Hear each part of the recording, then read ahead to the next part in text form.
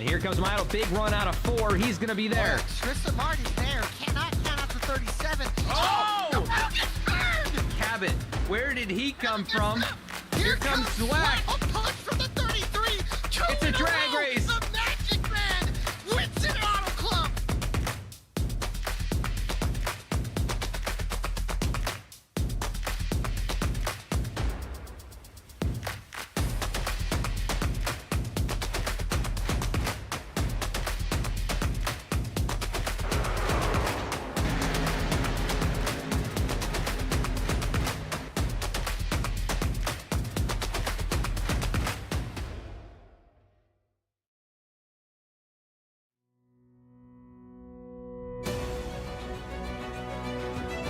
The stage is set for the final race of the regular season.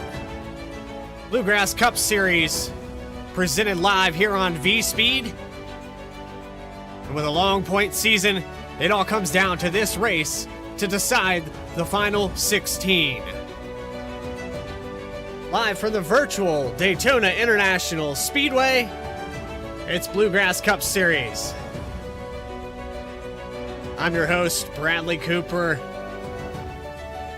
And I'm along. No one here tonight in the booth, but we might have some pre-race interviews as we get ready to wrap up qualifying.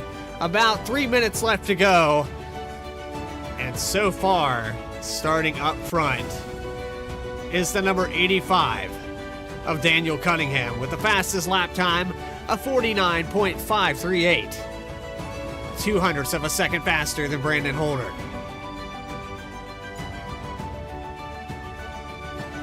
So as we get set to go trackside and talk to some of these drivers about this long season, how about we bring up your pole sitter, Daniel Cunningham, up here into the booth, get a quick chat with him, make sure we get him to the right channel.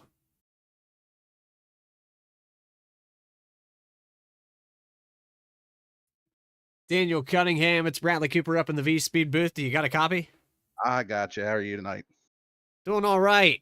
Put it up there on the pole here tonight, getting that pole award. Last race in the regular season. Time to capitalize on those points. What's it going to take here at Daytona? That's a good question. I probably didn't really want to qualify on pole because I have a feeling this race is going to be a little crazier than the Trucker Xfinity was, just with how big the runs are in the car. So hanging out back and trying to miss all the chaos might be the smarter move here. But yeah, see how things go and see what kind of strategy. Looks like I got a lot of teammates around me starting off, so that's always a good thing. Well, this B car, it's so easy to get a run. You'll see guys shuffling through the field very quickly. And with Daytona, it's a little bit narrower. Do you think that these guys will be settled down for the first half of this race, or is it just going to be utter chaos behind you? It's a good question. Honestly, I truly don't know what to expect because a lot of the guys, I've run the other 2 races this week, and there's a lot of crossover between those series of the guys that run, but the Cup field is a lot more different than the other 2 fields are. So I think you might see things get a little bit more aggressive in this car just by nature with how big the runs are. But and when we were in practice, we were trying some 3 wide stuff, and it did not work too well. Well, Daniel Cunningham putting it on the pole here tonight at Daytona. And we get wrapped up with qualifying, getting ready to grid. Good luck here tonight, David, or Daniel. Thanks, sir. Sorry about that. What team do I need to put you back in? I forgot. I apologize. Oh, you're good. I get it. All right. So that's number 85, Daniel Cunningham, and for some reason I forgot the team name. I apologize to him for that. But let's get down there and show you your grid here tonight. Again, starting on the pole with the number 85, Daniel Cunningham is going to start on the inside with Brandon Holder in second position outside. Next row is going to be Lucas Lyons with Michael Kostick, Barrett Morton, and Rafael Huby in 5th and 6th position. 7th spot belongs to Dustin Reinstelli.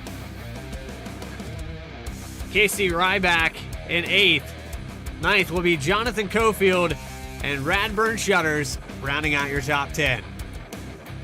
11th spot, Jonathan Atkins with Jeff Voigt. Row number 7 will belong to Scott Fritz, James Silvers, John Schwartz in 15th with Matt Greener in 16th. 17th, David Farmer, Alex Healy in 18th. Remember, David Farmer had a really good race there, started really well last week at Nashville. Race fell apart towards the end with the fuel strategy. Wes Weigand, I'm going to butcher this one, Wiegand, I believe, Weigand or Wiegand, and R.S. Sintner in 19th and 20th. 21st will be GT Hawkins with Sean Kaser in 22nd. 23rd, Jason Bridges with Nickel Robinson in 24th.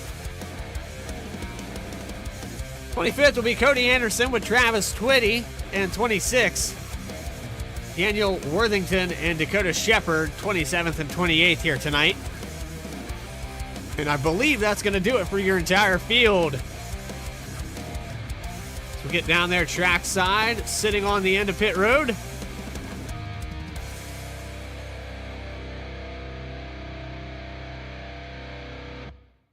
Drone coverage here tonight, presented by Cofield Supply.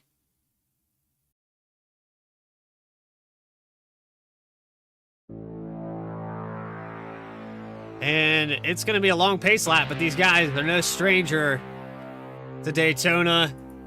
It's always a situation where you have to pace around this place, the patience that it takes. These guys will start to get a little anxious as that happens if we have a lot of cautions, so it kind of breeds more of them.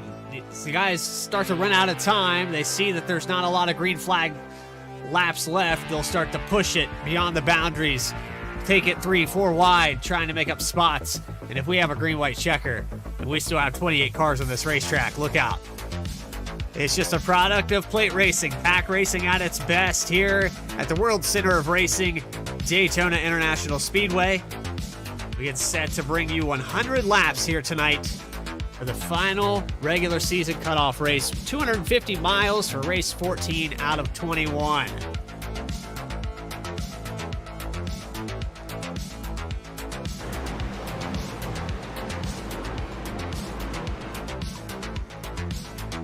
As the field bunches up.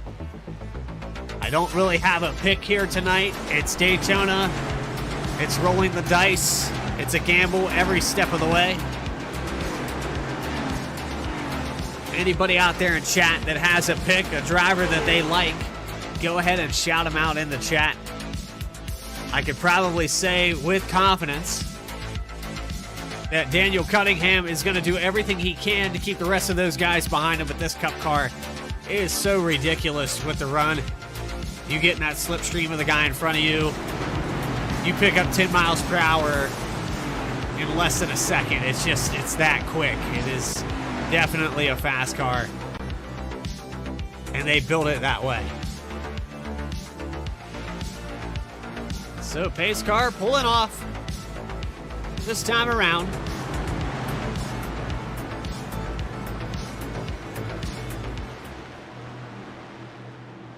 And 28 cars in front of 125,000 virtual fans getting ready to go green here at Daytona. Pace car pulls down, and Daniel Cunningham is going to lead them into turn 1. It's Bluegrass Cup Series live at Daytona.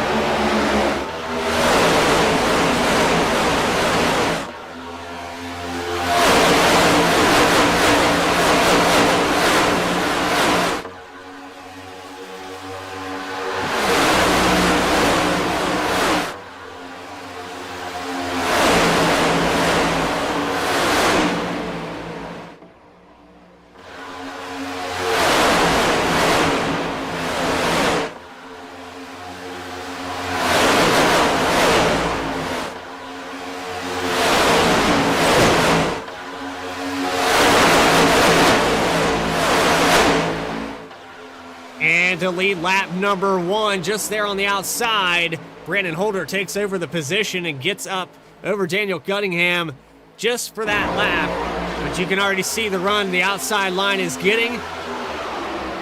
We saw a little product of this on V-Speed before. If you haven't watched any of the other series that we broadcast here, Cup cars at Daytona to start out Tuesday nights, and it was just the same. The outside line, very potent, hard to get by, but look at the push here by Lucas Lyons to keep that 85 just a nose ahead as they come off of 4.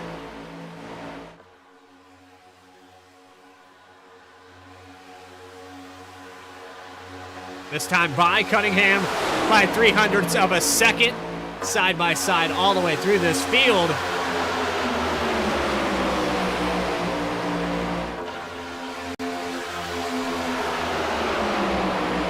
Sitting here with Radburn Shutters, and we're gonna go on board here with the number 44.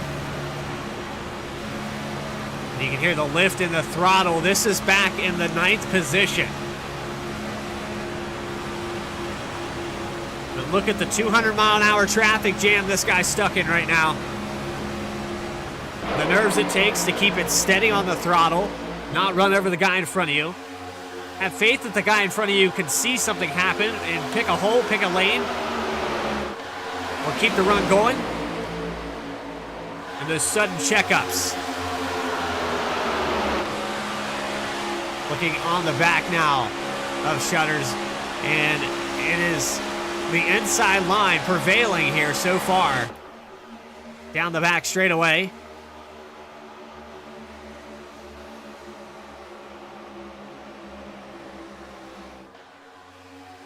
Still side by side all the way through this pack. And we have a car kind of far back off the pace here. That's the 42 of Cody Anderson.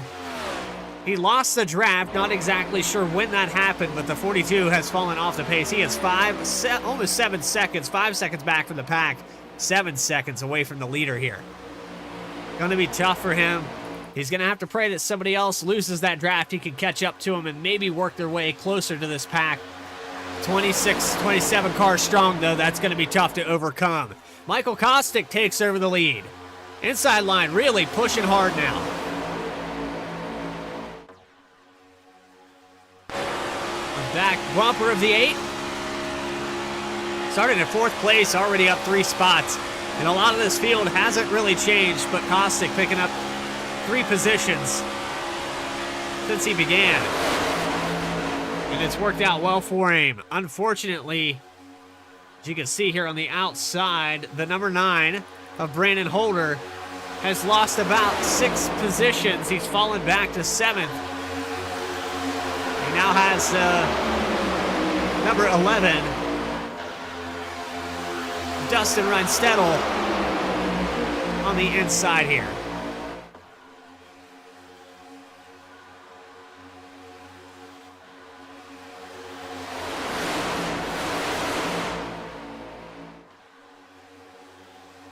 So we got a pick for the number 58. I can get on board with that. Let's take a look at this machine here tonight. Currently in the 8th position, only up 1, but that inside line keeps moving the way it's moving. He could pick up another 4 or 5 here on this outside. Get a good zoom in here of the number 58.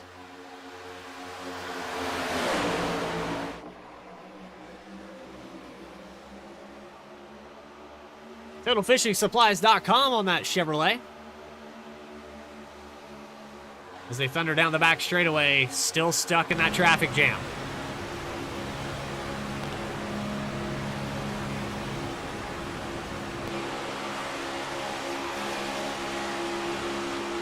Seven laps complete here. Kostick is going to lead another one this time by 3 laps led, but a big push here on the outside. And that gets the 9 back close to the door of the leader. So Holder stuck with it, held his line, was patient enough, and now Rafael Hubie finally gets him back up to the front. How about that? And these guys clean and green. We got a car dropping down below the apron, and that is the 58 of Cofield. He's going to let these drivers all go by. Hopefully he can stick with the draft here. Doesn't want to hit that transition down on that apron. The bottom of these cars with the diffuser becomes a skateboard on that transition. Lose control quickly. Remember the older cars, you could kind of, it was forgiving enough that you could clip the apron. As long as the guy behind you checked up, you usually got through it. These cars, one little touch with the left front tire and you could go around, shoot you to the outside. There's all kinds of possibilities with what could happen. Some passing going on back here as the pack breaks up. These guys back from about 14th down are kind of sandbagging a little bit, keeping some gaps in front of the guys in front of them. This is Wygad in the outside in the 88. Wygand, I apologize. I don't know why I'm struggling so hard with this name. But he's in the 88. We'll call him Wes. Got Fritz on the inside of the number 88. This is just outside the top 10. These guys are leaving a plenty of cushion in case something happens. 10 laps in. Anything can happen. These guys have been pretty calm. I would say with these guys dropping back, that shows even more that this field, you see the 9 now. And he gets stuck down on the apron, so he's going to lose a lot of time. Chose the wrong time to do this move, and he does not want to hit that transition wrong. Had to downshift. He lost so much time there for the 9. That's going to set him back to 27th position, but Cody Anderson, all the way on the other side of the track in turn 3, now has a partner possibly that he can catch up to. It's just surprising to see these guys dropping back like that, and you almost have to do it sooner as soon as you come out of 2 because of something like that, where you lose all that time. You can see the 9 working his way back up here. He might have a partner that he can get back with. But Holder goes from 2nd position all the way back to 27. That's a lot of time lost. You can hear him barely able to keep it in 5th gear without that slipstream, and listen to the RPMs of this machine. This is Jeff Foyt. 8,300 RPMs. He's traveling at 193 miles per hour before they hit turn 1.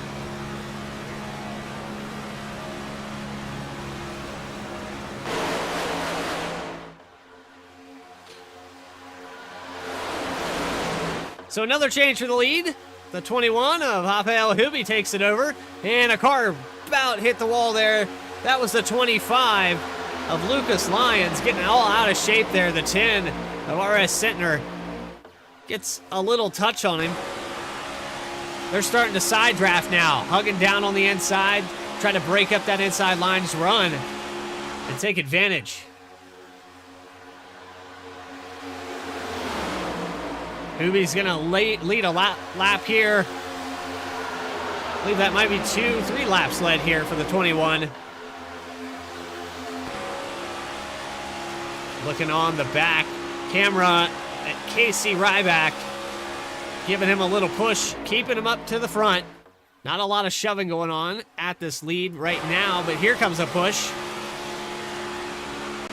And look at that machine, a Harpoon Designs.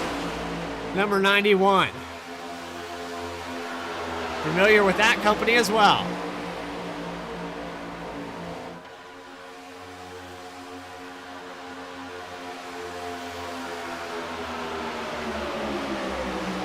So the 25 of Lucas Lyons just not able to get the run yet, and the side draft not effective.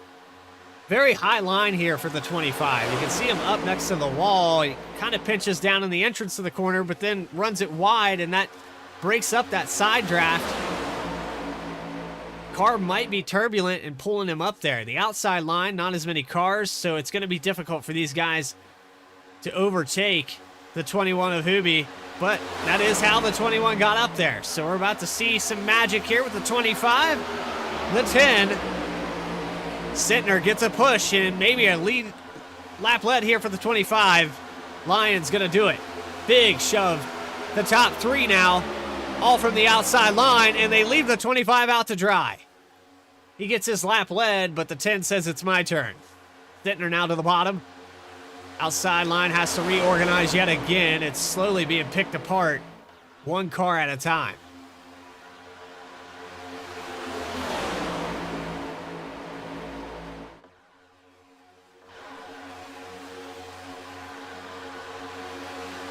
And the entrance to turn 3.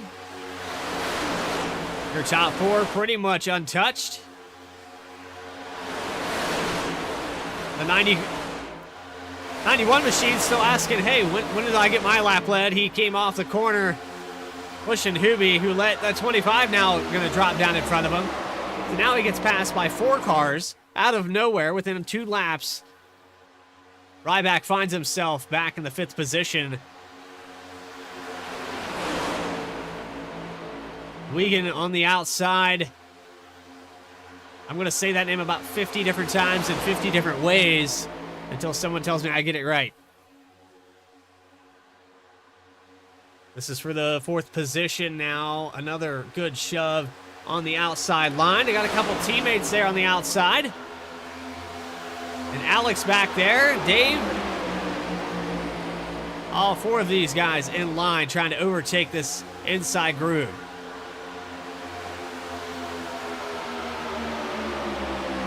They might just get away with it here.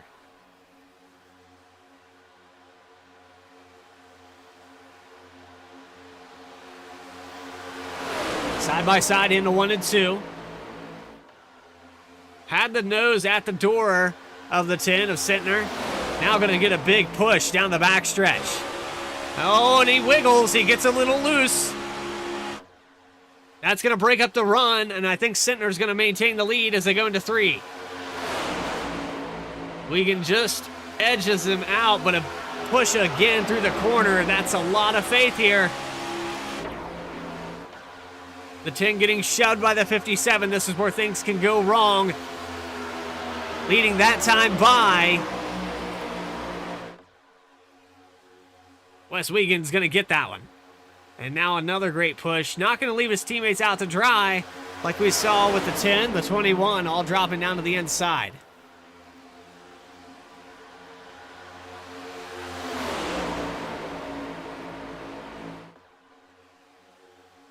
$18 laps into this race, and we have seen 0 cautions, 8 lead changes thus far, and we're about to see some teammates overtake the entirety of this field and take over the lead. Just like they drew it up.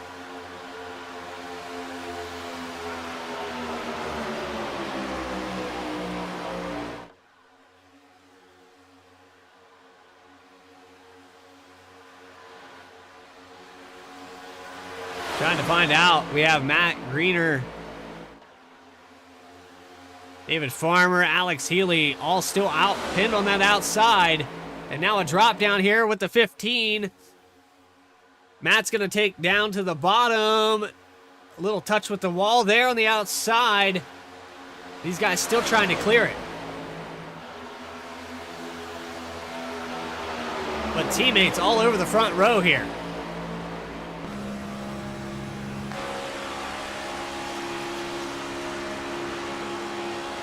Garden Park Motorsports taking over the front row. Sittner is going to fall all the way back to 7th position after all these guys on the outside overtake him. Once that 15 dropped down in front of him, checked him up a little bit, that allowed the other 3 teammates to get by cleanly. A little sacrifice there.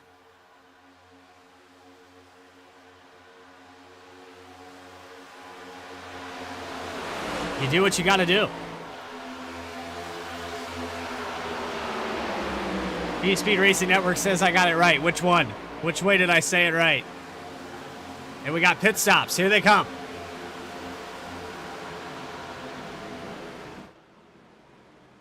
.45 down pit road. That's Michael Robinson. Mikel Robinson. I apologize if I'm butchering that one. The 10 of Sittner. The 113 of Worthington.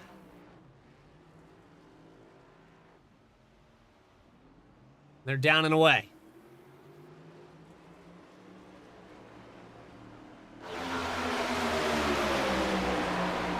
Their teammates going to pit together, I'm sure of that. That's kind of what you look for. A lot of this field's starting to spread out, and I'm willing to bet that this time by, we're going to see a lot of cars coming down pit road. And pretty clean coming down. 88 of Wigan, who was the leader, hits his pit stall cleanly. Some guys did miss their box. There was, I believe, the 7. And someone way back in the back there getting it rolling, though. All these teammates trying to come back out on the track side by side. A little bit broken up here on the exit. But there it is. Your other round of pit stops.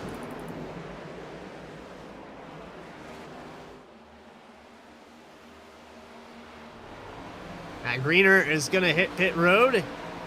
Lose a few positions. But David Farmer leading this pack back out onto the racetrack. They're going to meet up with a tandem of about 5 cars as they go into 4. And the head of steam that group has right now, that's Sitner on the outside, and a move up to the middle by Lyons. Gets stuck in the middle, loses a little bit of ground.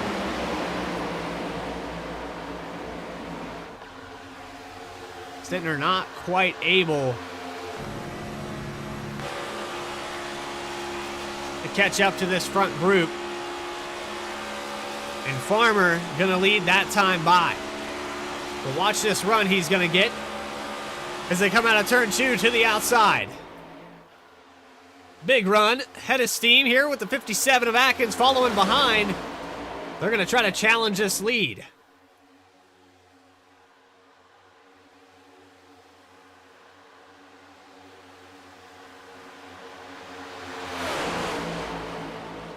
A shout out to Lucas Lyons. He's trying not to get ran over. I'm sure that's part of the game plan, but sitting back here in the 11th position right now. Started up in 3rd, just trying to hold on here. With the Helmo Chevrolet Camaro.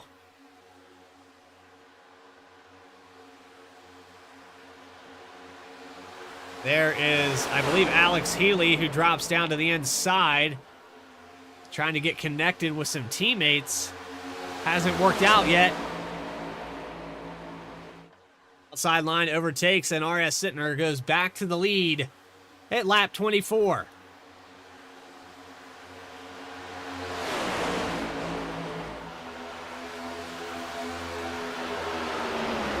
Wes Wigan. All right. Oh, we got a spin. The 10 down off the racetrack. What an incredible save. He's going to come back up on the surface. Let's get an instant replay here. Cannot believe what I just saw there. Look at that move. Able to keep it off the inside wall. Let's go back one more time here. And just a touch at the wrong time. What a snap back to the right to keep it and not come back up on the racetrack as well. Heads up move there by Sitner. Now Sitner getting past on the inside. He is in a tandem of cars, so he hasn't completely lost the lead.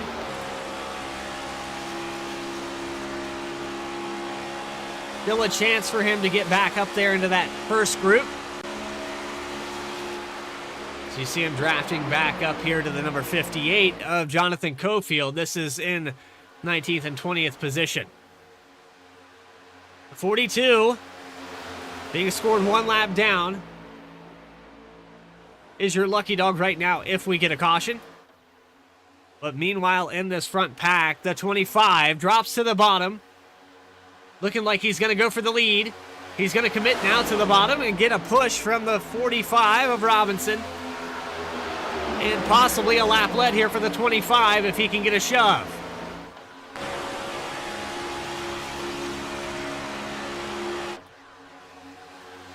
And Atkins just barely by 9/1000ths of a second leads that time by. The push didn't come soon enough. Robinson trying to get back up to that bumper. It's incredible to me that only 4 cars on the outside are able to hang with this inside pack. It was 7-8 cars. We have another taker on the outside. That looks like the 7 of John Schwartz. Schwartz is up about 5 positions where he began this race.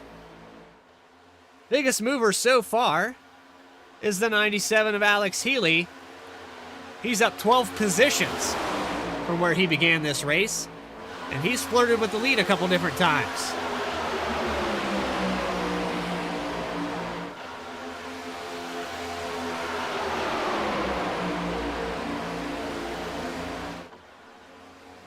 Oh, some contact there off of turn 2. That puts Lucas Lyon down on that apron, and that's going to break up the inside. They're not going to get the run anymore. Now Brett Morton's going to drop down to the bottom and try to clean this up. Can Morton do what Lyons tried to do earlier? Drop down to the bottom and get a lap led. Lyons going to give him a little push. See if he can hang even, and he will, and what a move there on the back. I believe that was Wiggin that moved up in front of his teammate and almost hit the outside wall. If he did, he touched it lightly. At that time by, Morton does lead the lap, so the inside groove able to reorganize, gain that speed back up.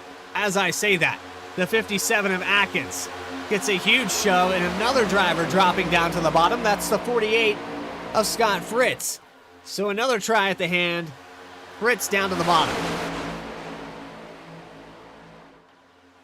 It really is so tempting to go down there and lead a lap.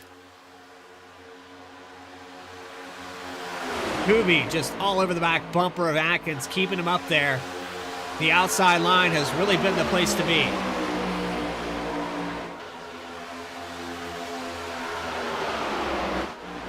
Checking back in with this second pack, led by GT Hawkins in the 14th position here for the number 14. Started in 21st, he's up 7 spots. But the day could be better. They have a lot of ground to make up. If you look at the front end right here on board, that's what 2.3 seconds looks like at Daytona. It's an eternity.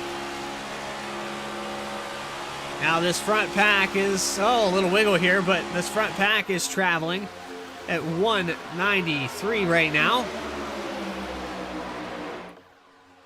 Just before they hit turn 1.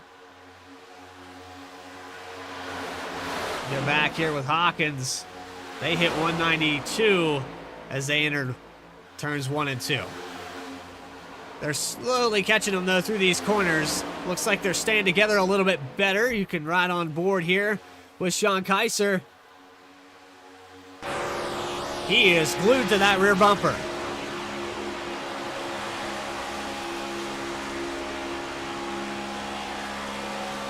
Now taking it down to 1.7 seconds.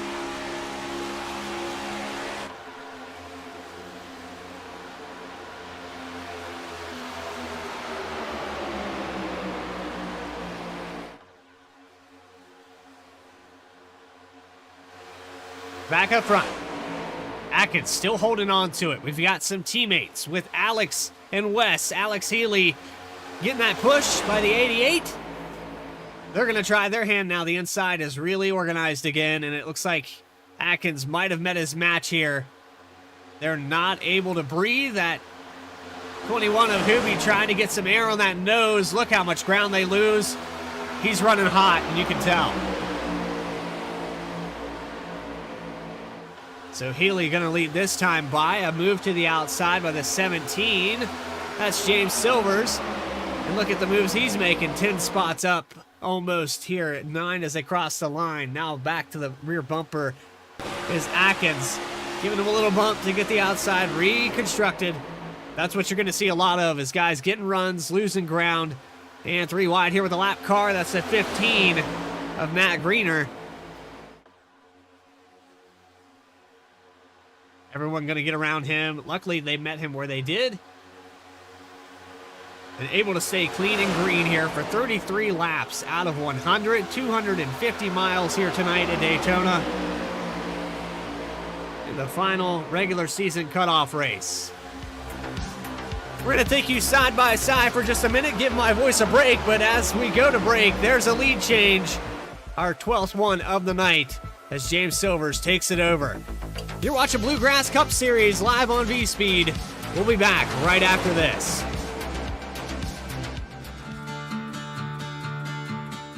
If you're a professional race car driver or crew chief, then you know how important it is to ensure the safety of your team while unloading and maneuvering your car around the track. That's where Steering Buddy comes in. Steering Buddy from Hostile Industries is the go-to solution for making unloading your car a breeze. It essentially eliminates the need for a crew member to be in a vulnerable position in the liftgate, resulting in a safer environment for everyone. Not only that, but Steering Buddy allows you to maneuver your car from the outside around sharp turns, reducing the time and attempts required to get it in position. And setting it up couldn't be easier. Simply install the clamp onto the steering column and you're good to go. Plus, with its own battery, you won't have to draw power from your car, and it eliminates the lateral force that crew members often apply to the steering column when maneuvering the car from the outside. So, if you want to ensure the safety of your crew, make unloading your car a breeze, and reduce time and effort, Steering Buddy is the product for you. Get yours now at steeringbuddy.com.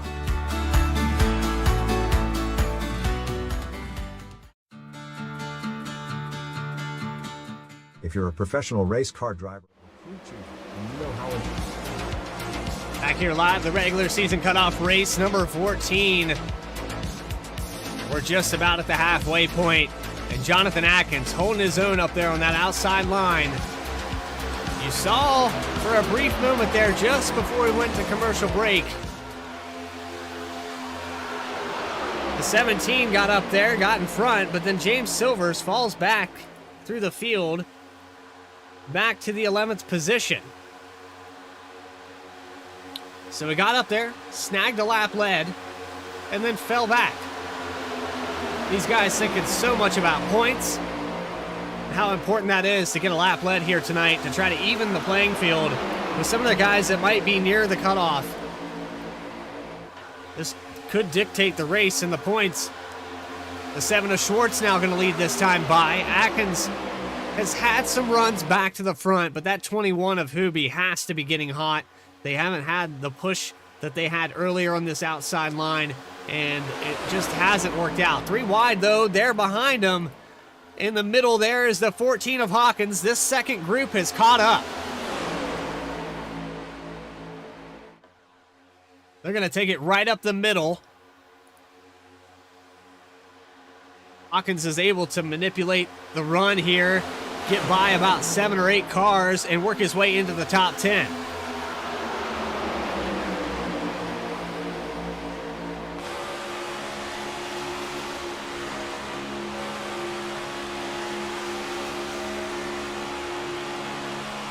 So it's been really interesting with all the race recap here. 0 cautions at lap 38. 19 lead changes. The runs that these cars are getting is phenomenal.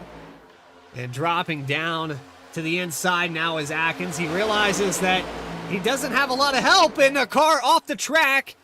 That's Wigan. He gets shot down to the bottom.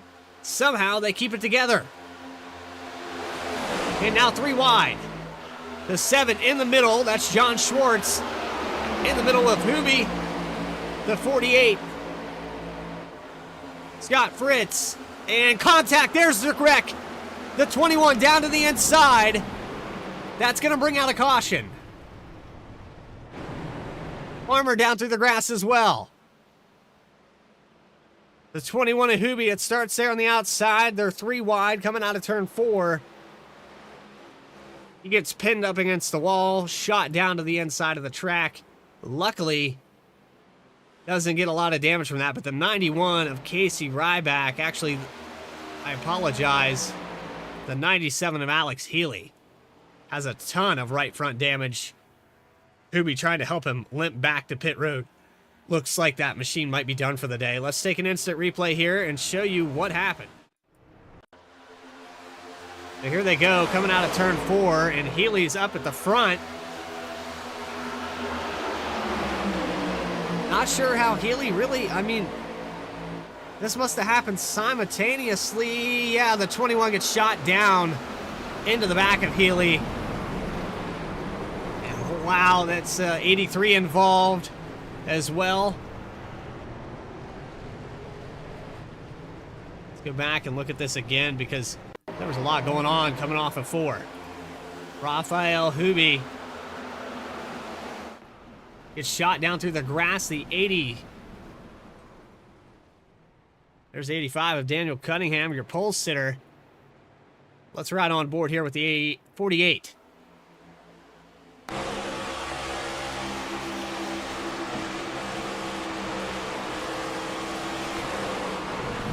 He almost makes it through.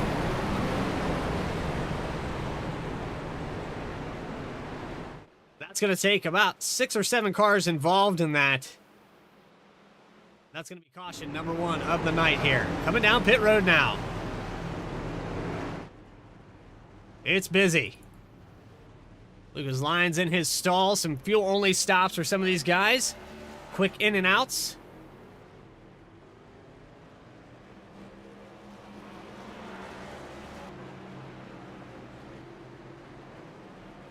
Some of these guys getting 4 tires as opposed to the rest of the field, and maybe a penalty here for the 25. He is still in his stall.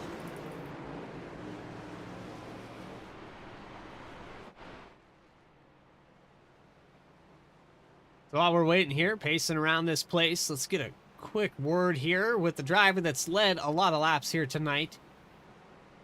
It's the number 57 of Jonathan Atkins.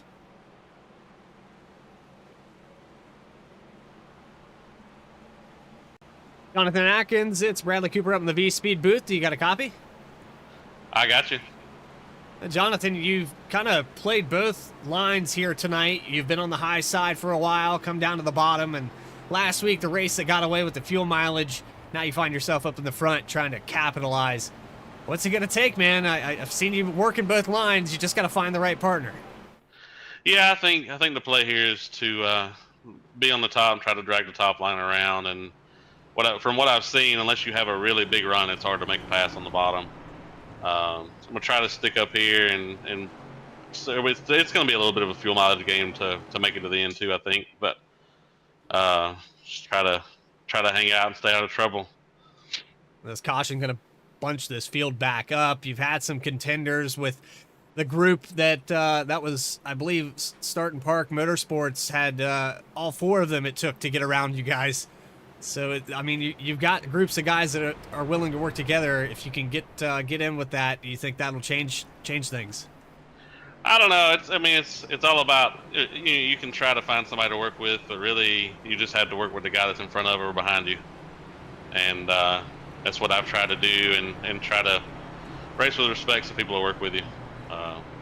So we'll see how it goes. I've won one of these, I think, in this league, and I've finished in the pits in a few, so yeah, it's a gamble know. Every time. Yep, I agree.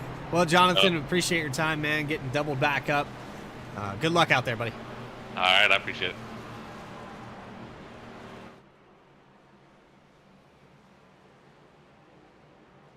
That was the number 57 of Jonathan Atkins. I remember the race team that he belonged to, Wotel Racing, got him back down where he belongs. Lights are out on the pace car, but we have a lot of guys that aren't doubled back up. They might delay the green here. This field trying to get back around. Maybe some guys double taking on pit road, coming back in and topping off one more time. When we just talked to Jonathan, he mentioned how it could be a fuel strategy. These guys might be a little bit short. The car's coming down pit road to take advantage of the caution.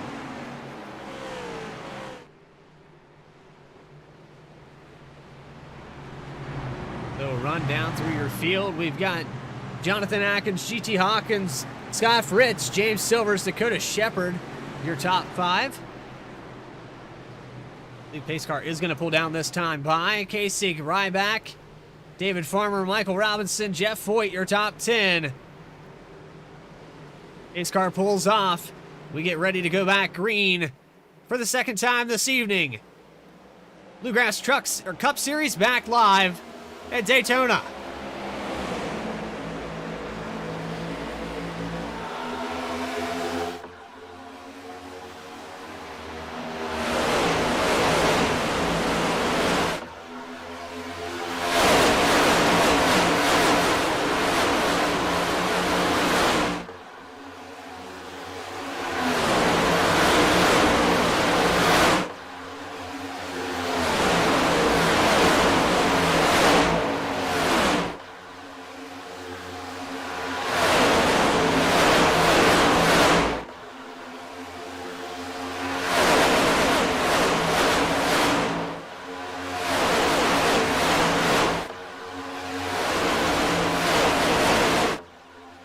And coming back to this restart, it's Atkins again with the lap lead. He gets around GT Hawkins to get that one. Hawkins looked like he had a move there to the inside. He had the lead briefly. Now he's going to get it again. The 57 left completely out to dry. No takers on that outside line. And he's falling like a rock here. Let's see on the back bumper. He's got the 45 of Robinson now caught up to him. Now in the middle is Sentner. Center is going to go through the center and lose his partner. The 45 breaks up with the 57 of Atkins. Hawkins now your leader by about 7 cars.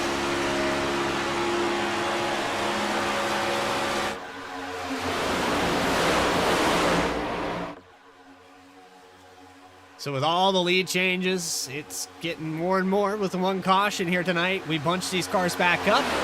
You see a new driver up towards the front. Hawkins, who did a lot of work with that second tandem to get caught up to this pack. Then we have the yellow flag come out. These guys are setting up to try to do that again. It looks like some of the shuffling going on back there. The moves that are being made. Still a lot of room there in the center, though. These guys aren't pinching down. They're not side drafting. You'll start to see that happen later in this race. We start getting, 15 to go. Don't be surprised if a guy gets into the inside driver from turbulence.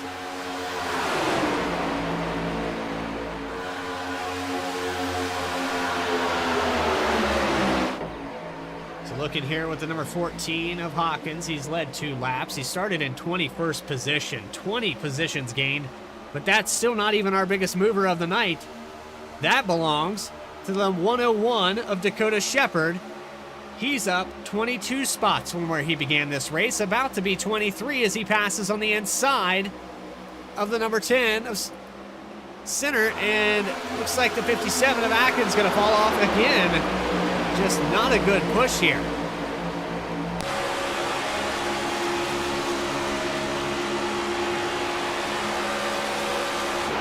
So it's kind of the complete opposite show that we saw earlier in this race. The inside line is now prevailing. And the outside just not able to get organized. Atkins has not found a partner yet. Here comes Lucas Lyons. We know he can run the outside. How far are these guys willing to go, though? Because as soon as they see the outside coming, there it is, a breakaway with the 45, and it looks like the... Not exactly sure who that is. I believe it's the 84 of... Yeah, David Farmer.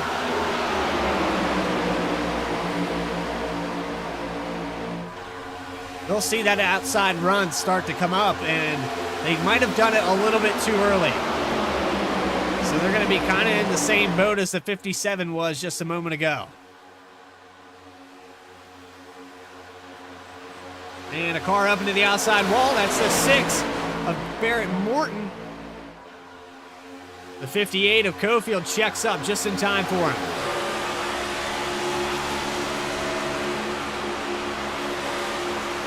So Cofield, one of those drivers that dropped down to the apron earlier, lost a ton of time. Caution kind of negates that.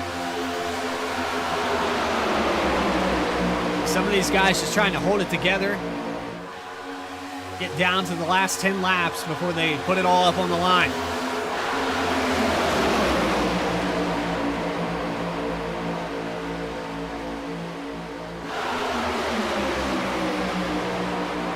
So Hawkins, Silvers, Fritz, Robinson, and Shepard, the top 5. Farmer, Shutters, Atkins, Ryback, Lyons, the top 10. And this shuffles all around consistently, so it's kind of hard to name them all. Outside that top 10, Morton trying to get back up to speed after tagging that wall. Cofield up to 13th now.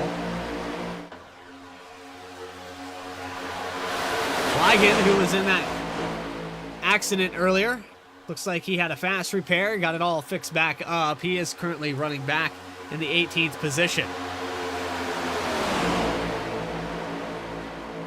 Here's a guy we haven't talked much about here tonight. That's the 29 of Travis Twitty.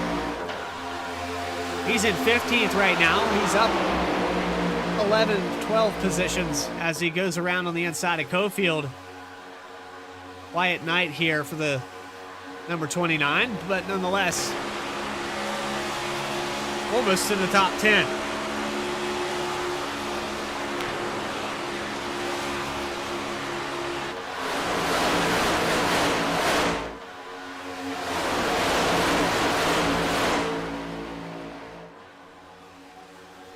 So Hawkins going to lead another time by. The inside has taken over this race. I would say that Hawkins needs to thank Silvers because he's maintained this gap and kept the outside line at bay with a phenomenal job of letting that car breathe into the corners and giving a big shove here as they go down the backstretch. There's the push. And all over the back bumper as they go into 3. Still glued to the back bumper. Through 3 and 4.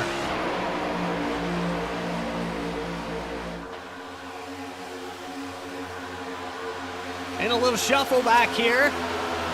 That's the 91 of Ryback. Opens up an inside position for the 6 of Morton. He quickly takes advantage of that situation, drops down to the bottom.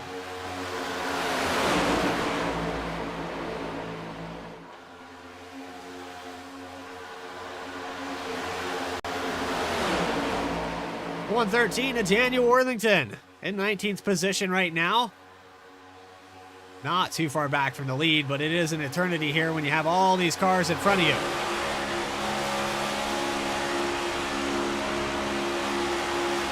Just got to ride around here for a few more laps before we hit pit road again. Some drivers did come down a second time. So the field kind of separates on a 12-lap to 11-lap stint. And 3 wide, maybe here in front.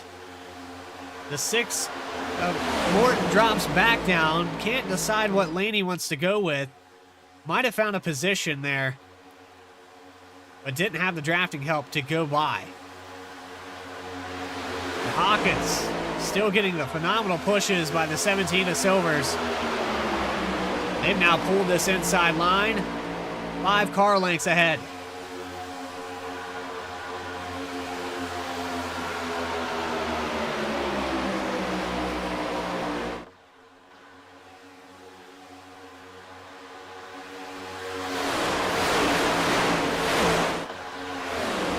And that continues to grow even more. The 84 of Farmer on the outside. We've got a blinker back there. That looks like the 58 of Cofield. Having some connection issues here. Hopefully he can get that smoothed out, because when that car starts to blink, these drivers aren't getting the draft. Situationally, you have no idea where that guy might pop back up. We saw the 97. There's another couple blinks there. The 97 machine of Alex Healy, who is actually 8 laps down, backs way off in the back bumper of the 58. A couple more blinks there. Race admins will park cars if they can't get their connection cleared out. They'll have them pull off and let the field by, but if that connection can't clear up entirely, they will be forced to park it down on pit road. Hopefully the 58 can get this under control and get this race finished and wrapped up. The last race before the chase. It's Daytona International Speedway.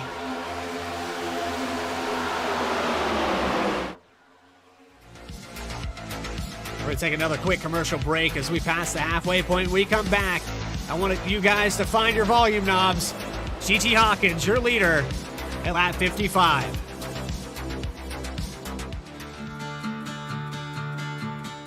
If you're a professional race car driver or crew chief, then you know how important it is to ensure the safety of your team while unloading and maneuvering your car around the track. That's where Steering Buddy comes in. Steering Buddy from Hostile Industries is the go-to solution for making unloading your car a breeze. It essentially eliminates the need for a crew member to be in a vulnerable position in a liftgate, resulting in a safer environment for everyone. Not only that, but Steering Buddy allows you to maneuver your car from the outside around sharp turns, reducing the time and attempts required to get it in position. And setting it up couldn't be easier. Simply install the clamp onto the steering column and good to go. Plus, with its own battery, you won't have to draw power from your car, and it eliminates the lateral force that crew members often apply to the steering column when maneuvering the car from the outside. So, if you want to ensure the safety of your crew, make unloading your car a breeze, and reduce time and effort, Steering Buddy is the product for you. Get yours now at steeringbuddy.com.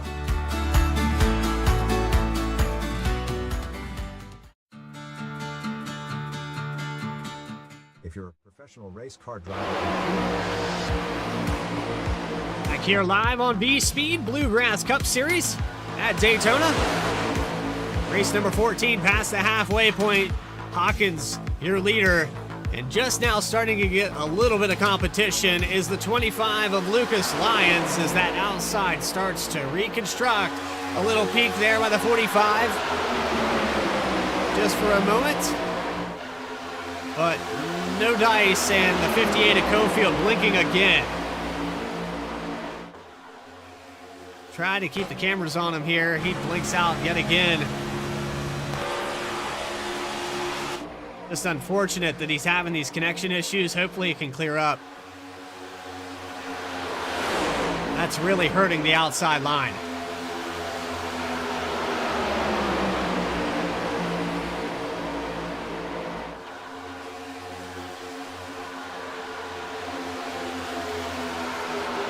So we would equate that to mechanical failure. In real life NASCAR, you can have engine, tire, multitude of things can go wrong and fail on a driver outside of what could already happen with a wreck or, you know, just plain old bad luck. Yeah, just chalk it up to that. Cofield's having one of those instances. There's things that are beyond his control right now, and we would have to compare that to a tire going down or engine failure. Right now, it hasn't completely affected him. But it's going to be tough because every time he blinks, that outside line loses its momentum, and the 25 of Lyons needs a pusher right now. He's almost cleared the 14 as they come into the tri-oval, not able to do it. And Cofield with the blinking, he's seeing the same thing on his end. The 25 is disappearing in front of him. He has no idea where to go to push. It's going to be so difficult.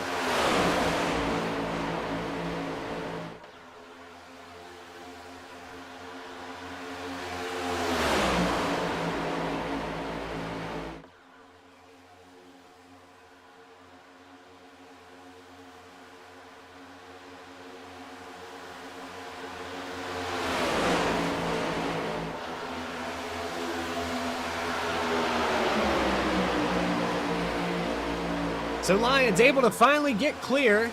Cofield drops back.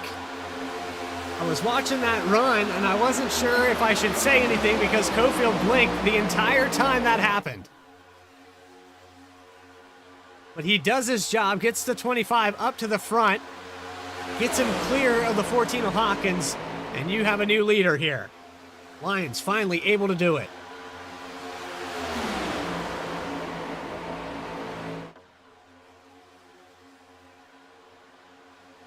Down the back straightaway, they've all single filed out, and you know what that means. It's probably getting close to pit time. Some of these drivers communicating that they're going to hit their pit stalls. Let's see if we have any takers this time around. We do.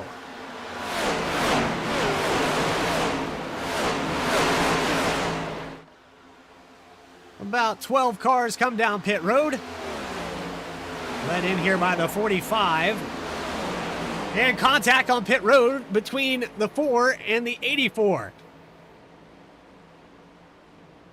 Farmer gets a little contact there. You can watch him here. He's down on the inside trying to get to his stall.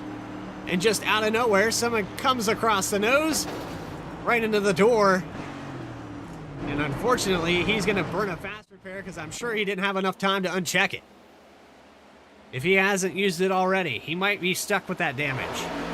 But here they come off of turn 4 for the second round of pit stops.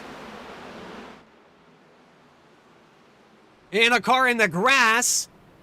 That looks like the 7, I believe. Schwartz goes back up onto the racetrack. He might get an unsafe entry to pit road.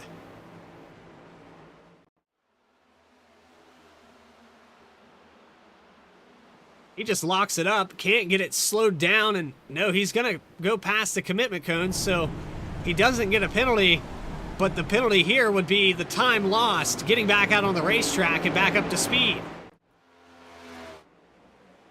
Meanwhile, the 25, the 58, all coming back out on the racetrack. Cofield, who got the 25 of lines up to the front.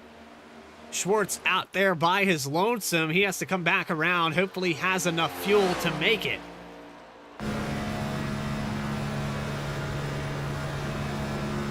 Unfortunately for Schwartz, he's going to be probably a solid 20 seconds behind this pack of cars. Here's Lyons back out on the racetrack. James Silvers takes over the lead. No strangers to a lap led. Remember, the 17 got up here earlier in this race, fell all the way back to the 10th position right after leading that lap. Let's see if he's going to stay up here and stick around at lap 63. 20 laps on the fuel, it looks like. These guys might be okay to make it to the end. They might have all broke this stint with a short pit and might be able to make it all the way through.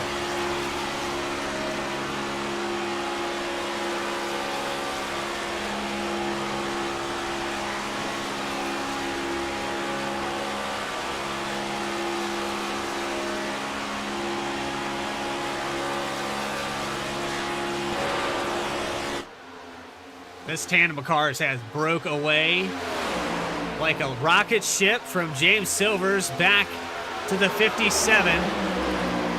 Jonathan Atkins. We've got a few lap cars in the midst here. The 15 of Greener, I apologize. The 97 of Healy. The 84 with that little bit of damage on that touch. Farmer, he's not a lap down, but he's in between two teammates, so he's got kind of an advantage here. Look at the gap these guys put on. Back to Lucas Lyons. It's over a second and a half here. That's miraculous that that small group of cars compared to this one has pulled away that far.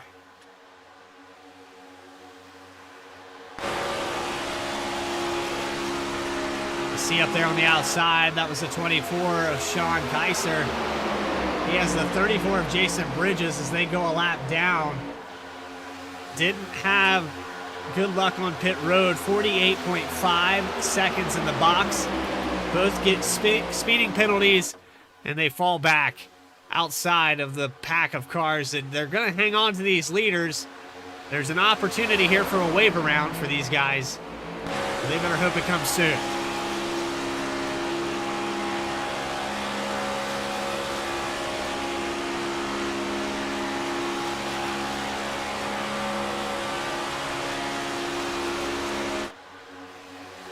The gap's starting to shrink back down a little bit.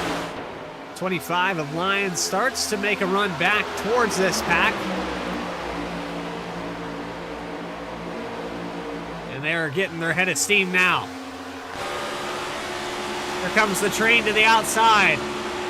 It took it a while to gather up enough people, but the train is loaded and it's coming.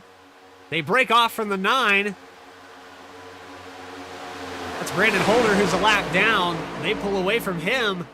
Now the inside starting to gain the momentum back. It's starting to tip back in their favor. This whole race sitting on a pendulum in a block by Silver's coming up with the 45 of Robinson. They're going to break up this outside line, but the 25 is able to sneak his nose in and gain about 7 spots. Now Lyons goes to the outside in front of Robinson. Silver's going to block up high.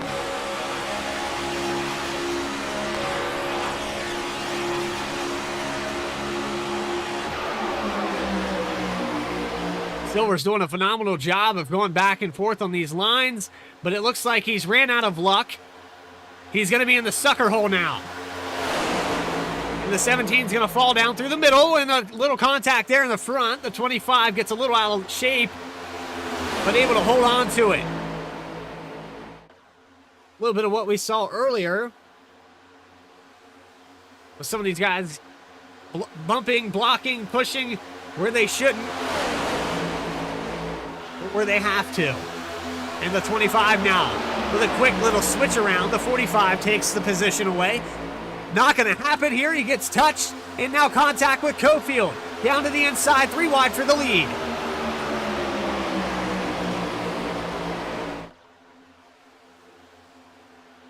Cofield put that car all the way down on the yellow line to avoid that accident.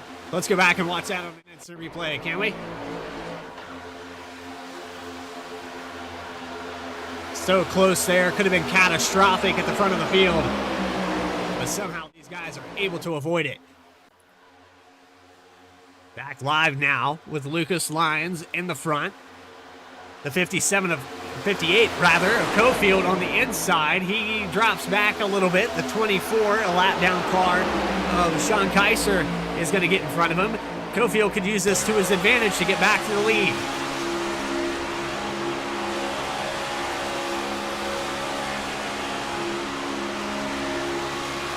Another move here by the 6 of Morton.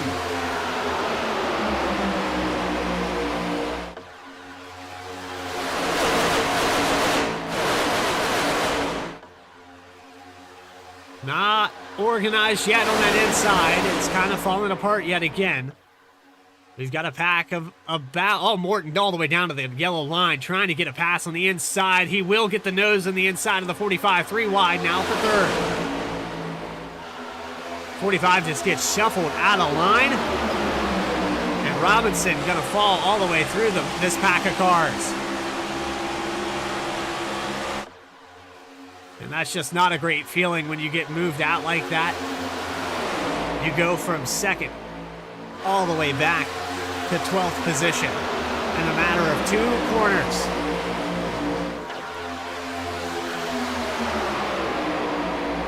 No Caustic on the outside of this group. He has an opportunity maybe to drop down and get in front of the 6. This could be a change for the lead as well. Not going to happen this time. The 24 with a great push, and Cofield behind him. Lyons starting to look a little bit like Atkins earlier in this race. Just doing a great job holding on.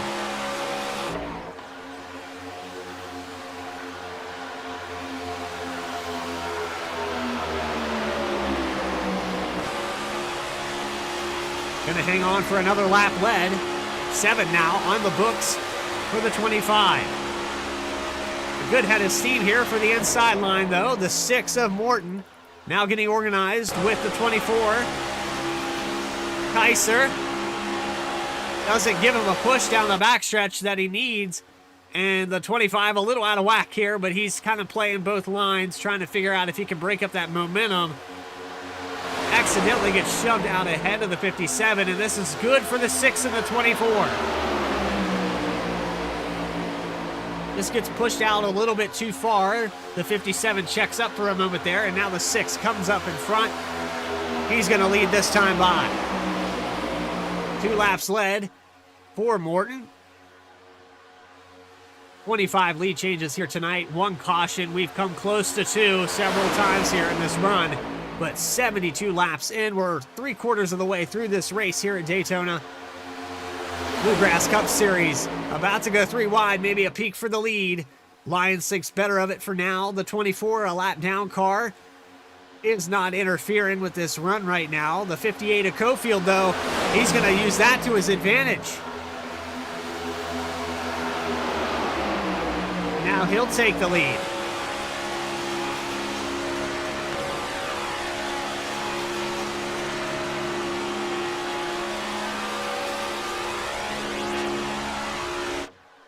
LittleFishingSupplies.com on the hood of that machine.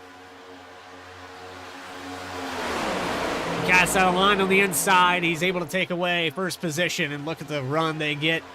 Now the 48 machine of Scott Fritz will be the pusher.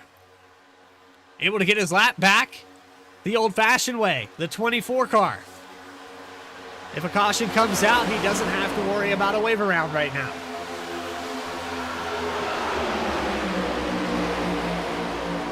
Side by side for the 6th and 7th position. Even further ahead of that, Barrett starting to make another run on the outside line. He has the 25 of Lyons pushing him. Checking back a little bit further, we have this second tandem of cars that had worked their way up to the front. With Hawkins, Whitty, Hubie, Sintner, a couple others. Ryan Stedel, I believe. Worthington at the very tail end of this. This group of cars is about 10 seconds back from your leaders, trying to catch back up. And it looks like the 10's going to bring it down pit road. Not sure. This might be a scheduled stop here, but he locks it up. That's close. That's really close, but I think he's okay. Center down to the inside for pit road. So these guys going to have to make one more stop. That might have been what happened there. They were pretty much committed that they had to hit pit road.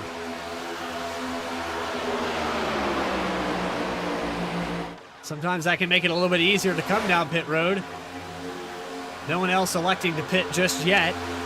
We'll go back to Hawkins and see if these guys come down.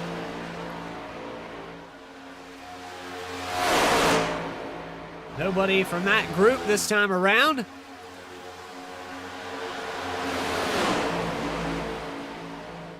It's looking like Jonathan Cofield is going to lead 4 laps thus far. 3/4 of the way here done at Daytona. Coming up on the 145-mile mark. Actually, more than that. I believe it's 160. I have to do the math.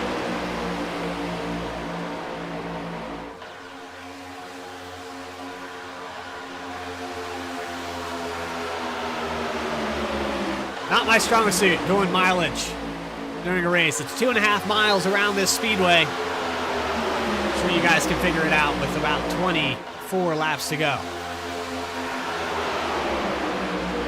So Cofield, your leader. Scott Fritz in second. Michael Kostick in the 8 in third. Shuffle back and forth between Cunningham and Morton. Cunningham, your pole sitter, able to work his way back into the top 5 after having somewhat of a tough break there, getting shot down to the inside earlier in this race.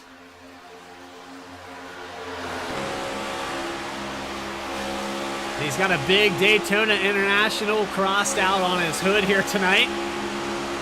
A little bit of humor there. Not my racetrack, he says. Not his racetrack, but he definitely got the pole.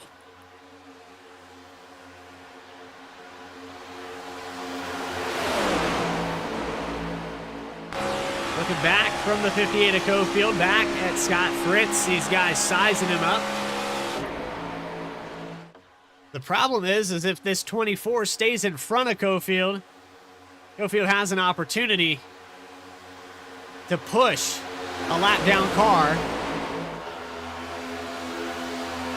and maintain that lead. If he can get a good shove here on the 24 in the last corner, he might still have the opportunity to overtake these guys that are trying to get around on the outside, the inside, whatever the case may be.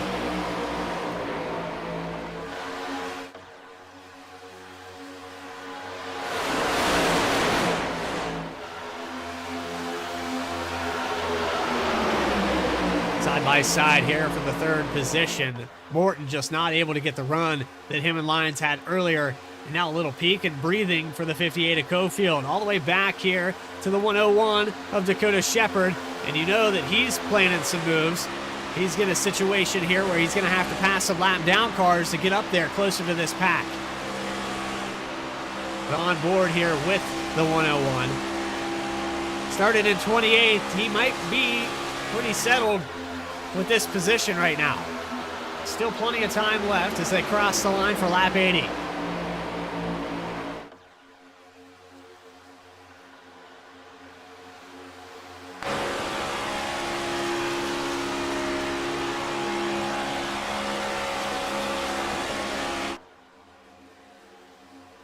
Coming around the back stretch, the 24 still in front of the 58, who is your leader. This pack has started to single file out, so there's a good chance that these guys are looking at 20 to go like it's the perfect opportunity to hit pit road. Let's see if I plan that correctly. No takers this time by. Might go one more lap just to make sure they can make it. This has been about the time that they pitted last time, and we saw the 10 come back down pit road. Not entirely sure if that was a scheduled pit stop or not. But Center did bring it down one more time than these guys. So move for the lead, the outside line, finally able to get by. And Jonathan Atkins takes it over. Leaves the 34 out to dry, though. That's Bridges, who had pretty much helped him get up there, and now we're coming down pit road, and it looks like everybody's coming in all at the same time.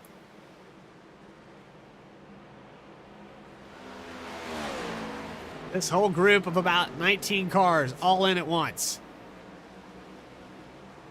And trouble here, the 57 of Atkins gets turned on pit road. He's facing the wrong way in his stall.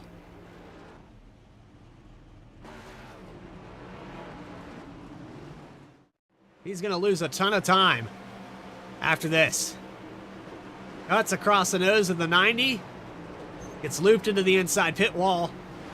And yeah, they're not going to service that machine facing that direction, unfortunately.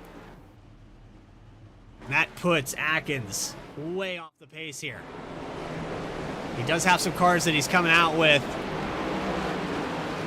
Maybe a speeding penalty here for the 58. Not sure what's going on there. Scott Fritz is going to take over the lead.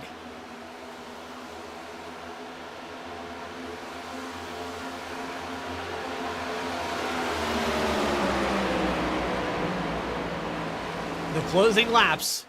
With 18 laps to go, the 48 of Fritz takes it over with a 5-car tandem all the way back to James Silvers.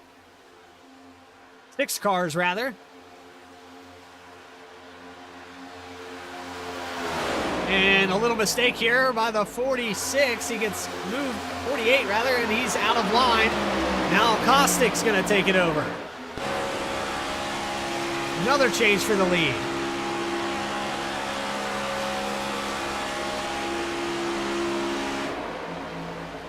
Really is coming down to this final moments of this race where we have all these lead changes. We have no idea who's going to be at the right place at the right time with 28 different leaders here tonight.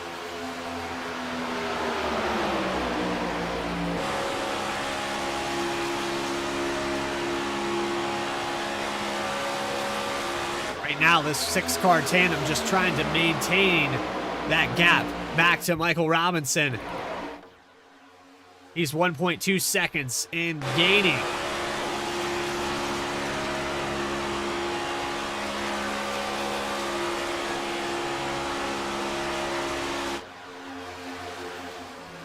Even further back here, you've got the 101. There's the 58 of Cofield.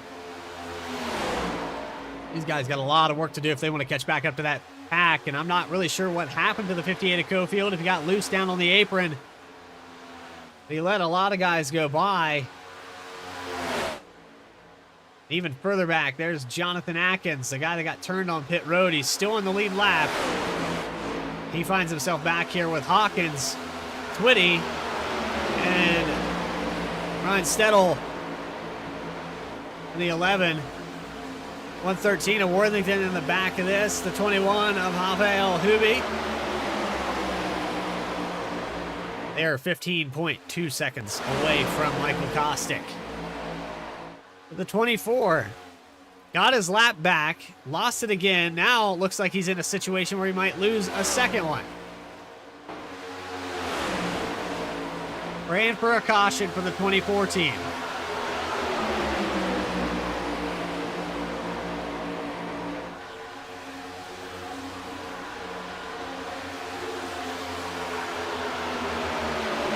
Looked like Morton and Lyons might have tested that outside to see how much speed they lose. Try it one more time, start to size up these leaders. I would expect, yeah, you see it back here at the very back. The 9 was actually being scored a lap down, racing for that lucky dog position. Jumps out to the outside with Farmer and Healy. They're going to go 3 wide into 3. Almost some contact there between the 24 and the 88. I apologize. I said that was Healy. It's actually the 88 machine. Wiggin. And the 25 of Lyons now gets shuffled out of line. He kept testing it to see if it would work. It doesn't. Now we've got Silvers leading this outside line. Morton tries to peek up there for a second. Out of the slipstream here for the 48.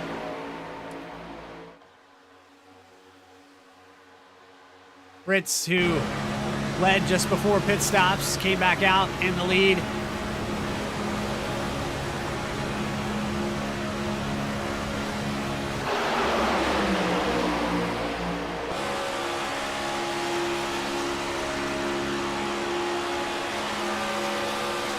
Foyt giving him a good push to try to maintain this lead. 12 laps to go as they cross the line. And the outside starts to organize really well. Silvers, with help from Brandon Holder. Gonna have to go 3 wide here with a 91. Casey Ryback. Looks like they're all gonna clear the 91. That allows the 24 to pick up 1 spot on, well, I apologize, he is 2 laps down, so that does not count for him. The lucky dog currently would be Brandon Holder. He's up there just behind second place driver, James Silvers.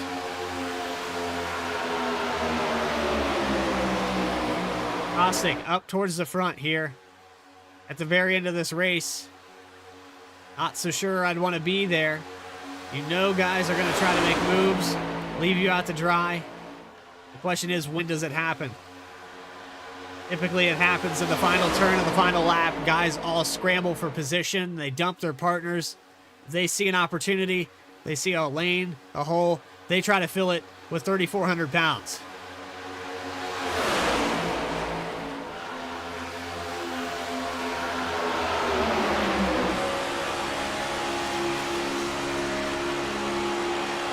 Just can't get the run going for Lyons, and I saw it in the chat. They're wanting him to get back up to the front, but Lyons back here in 9th position, kind of stuck in a traffic jam.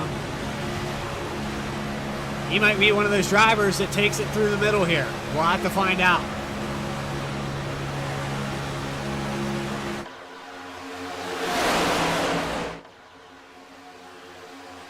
These other tandems of cars, though, haven't been able to catch back up. Now a change for the lead. Silvers gets by the 8.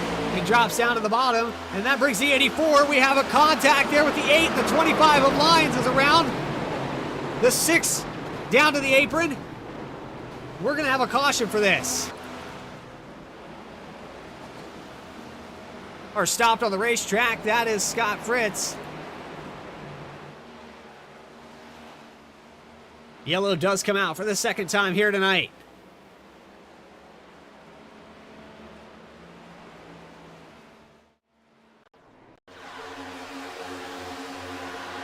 Cofield supply and service. Cleanup crew has a few cars to tend to. Here's the contact in front. These guys wrecked for the entirety of this corner. It took them 3 and 4 to finally crash hard enough to bring out a yellow, and Scott Fritz gets the worst end of it. Let's go back and look at what happened to Kostek here. Little touch there by the 88. He comes down in the right rear quarter panel. That sends him sideways. He gets into the 25 of Lyons, and then unfortunately, Lyons bounces off, hits the 48, and sends him around.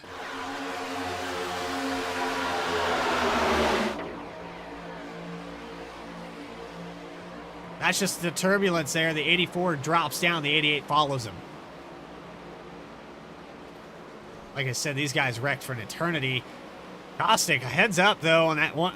That was one hell of a move there to do that 360. Let's see that on board.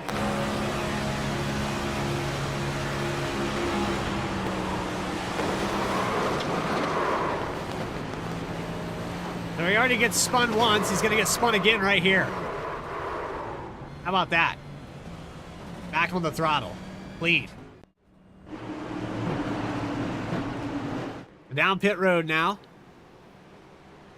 There's Kostek from the 8th position.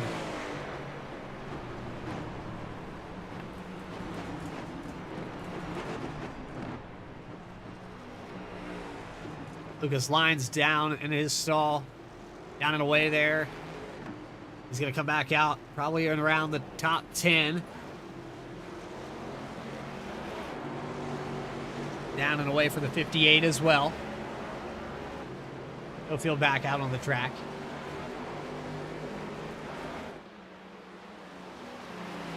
As it all shakes out, it's Daytona. That's how it always happens. 30 lead changes, 2 cautions here tonight.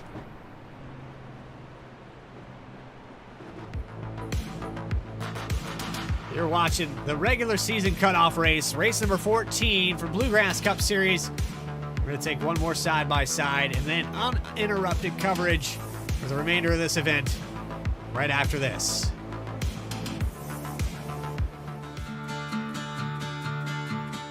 If you're a professional race car driver or crew chief, then you know how important it is to ensure the safety of your team while unloading and maneuvering your car around the track.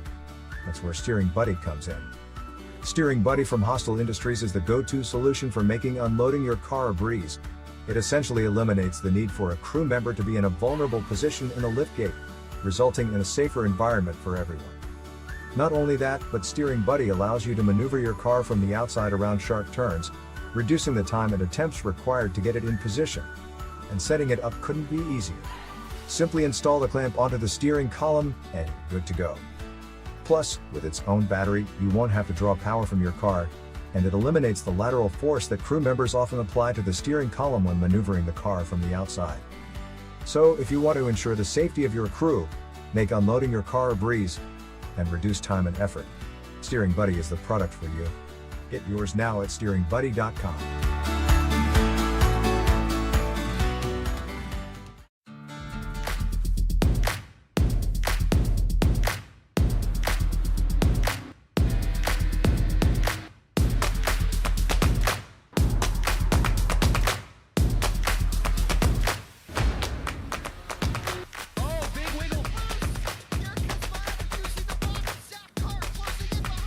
And here comes Milo. Big run out of 4. He's going to be there. Tristan Martin's there. Cannot count out to 37. Oh! No, gets burned! Cabot, where did he come from? Here comes Dweck. A punch from the 33. It's a drag race. The Magic Man wins it at Auto Club.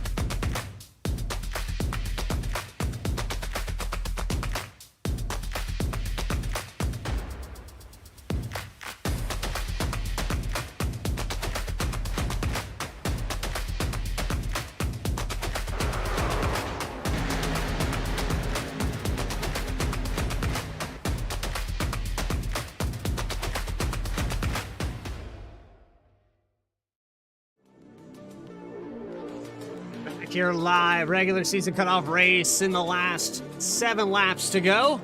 Gonna take the green. Live here on V-Speed, Bluegrass Cup Series.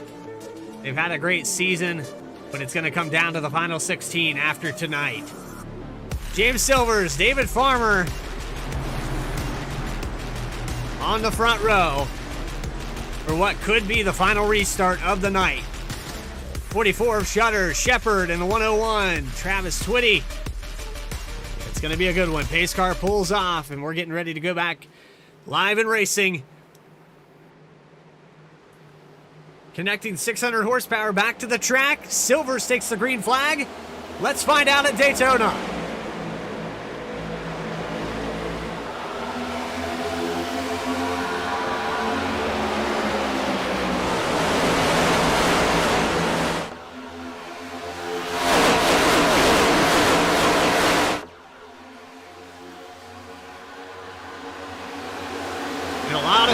Side just behind this first tandem of cars.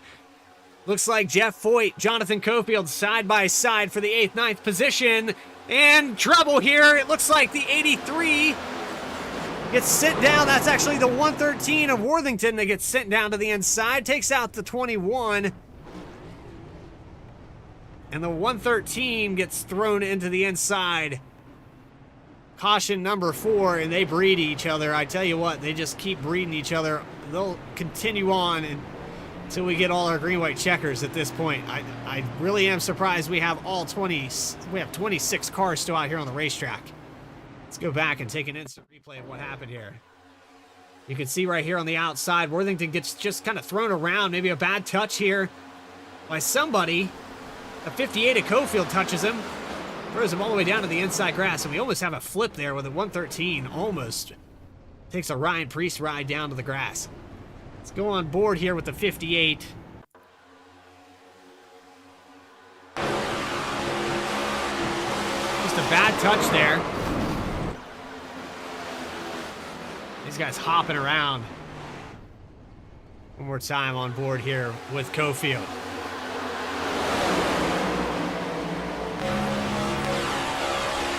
Just at the wrong place, the wrong time, I guess. Just a little bit off. Sends him down to the inside. Unfortunate there for the 58, the 21, the 113. That resets the field again. With 5 laps to go, we're in green-white checker territory. Overtime coming up. Silvers, Shutters, Farmer, Shepard, Hawkins, the top 5. And a little shuffle there in your top 10. Let's go back here to the 9th position. That's Barrett Morton. So we haven't talked to this guy before. We're going to bring him up here in the broadcast booth. It's the number 17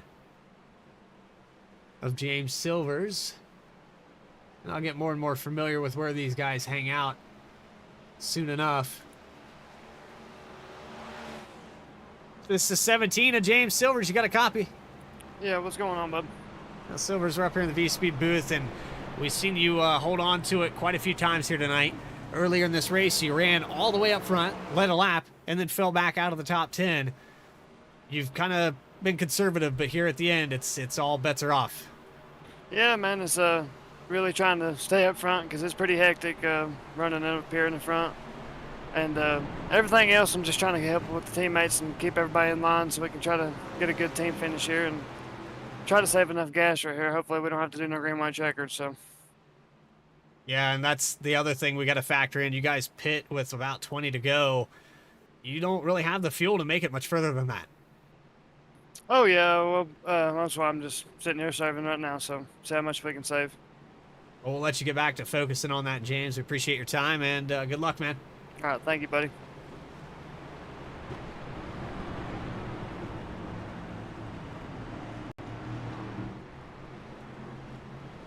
Number 17 of James Silvers down there on the apron trying to save enough fuel to make it to the end of this race. You can hear him on the clutch pedal. It's really the mileage here tonight. 20 laps is really all we've seen. 21 at the most, and we're approaching overtime territory. If we get a green-white checker, some of these guys are going to have to come down pit road, especially the guys that have been up front leading a lot since that last pit stop. Guys that were in their own tandems as well. You have to factor that in. Talked about guys like Hawkins that were at the front of a different pack. They'll also be in the same situation that Silvers is in. So something to just think about here as we get, I thought we were going to go into green-white checker territory, but it's going to be a natural occurring green-white checker, so no overtime yet. But we do have green-white checkers on for this league. Those of you that don't know how that works, pace car will pull off, will reset with an extra 3 laps tacked on to the end of the event. The leader will come around turn 4 and take the green flag. They'll go 1 lap around and take the white flag next time by. If they make it past the start-finish line with that white flag in the air, it's official and there will be no more cautions. So whoever comes across that line has to run all the way back to the checkers. Wrecked cars don't matter. If they do wreck before they get to the white flag, they'll reset them and rack them up again for another 3 laps. We'll have, I believe, 3 opportunities to do so here in this league. So it'll be interesting to see. These guys will not have enough fuel. We pretty much have a guarantee on that some of these guys are not going to make it if we go into overtime.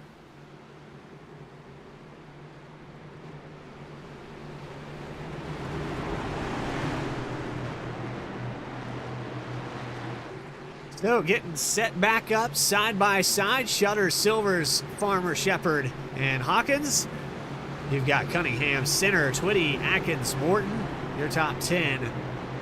Let's see what they've got with this naturally occurring green-white checker. Off of turn 4, pace car about to pull off. Drone camera up in the air. The longest front straightaway of these fast driver's career. Silver's in the Geico restart zone. We're back live and racing one more time.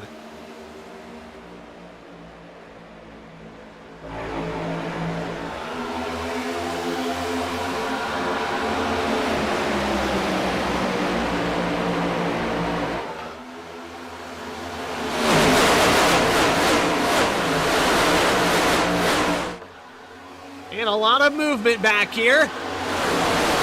Coming to the white flag and shuffling for position, and trouble down to the bottom of the racetrack. Shuffle completely off the racetrack, actually, is the 29 of Twitty. Green flag stays out. We're coming back around. 3 laps to go as they come by. Gonna be 2 to go across the line. And yellow flag does come out. Some wrecking going on back there in the back. Looks like the 45 of Michael Robinson gets involved in it.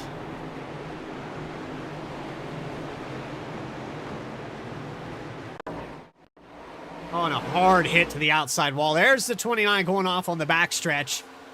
Not exactly sure. I think that was Morton that got into the back of him with a bad push. And then these guys all group up 3 wide. A big run here for the 45. He takes it down to the bottom. And the 97 gets turned, maybe comes down in front of the 21, but a hard hit to the outside wall. Go back and watch that one more time. Look at the run that 45 of Robinson has, though. He's like a rocket ship coming through here, and he has to check up. These guys just drop down. Watch this hit to the outside wall.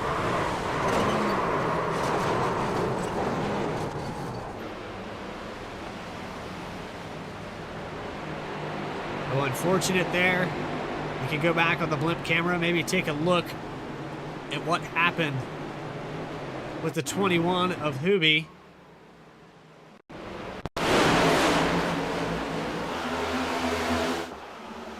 I'm going to try to look at this from the top.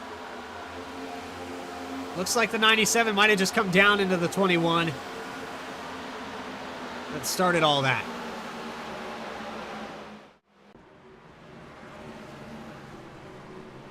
And now a naturally occurring green-white checker, and what James Silvers did not want to happen He wanted to come around for the white flag and finish this thing. It's not a major overtime here, but it does put him in a situation where fuel could be the factor that decides his outcome.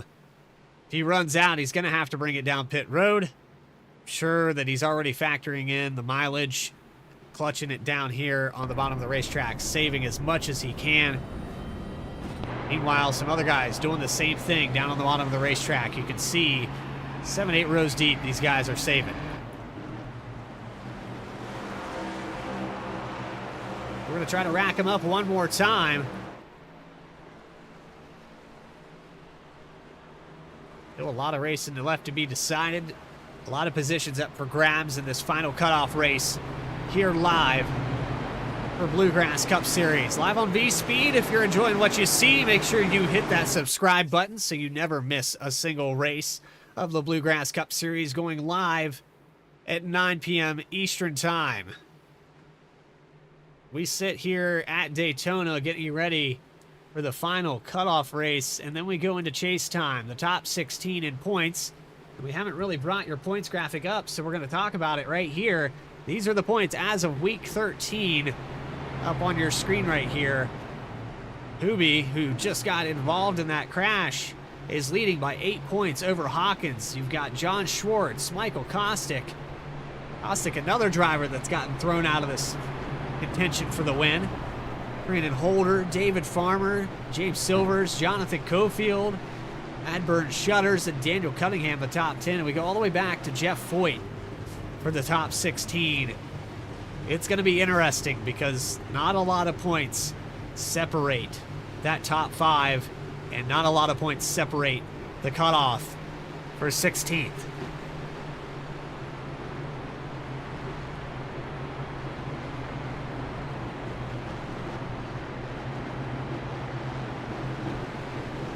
So we can talk about the schedule here for this league. Currently at Daytona, obviously. Next week, that's when it's all going to change. With the points reset, we're going to take you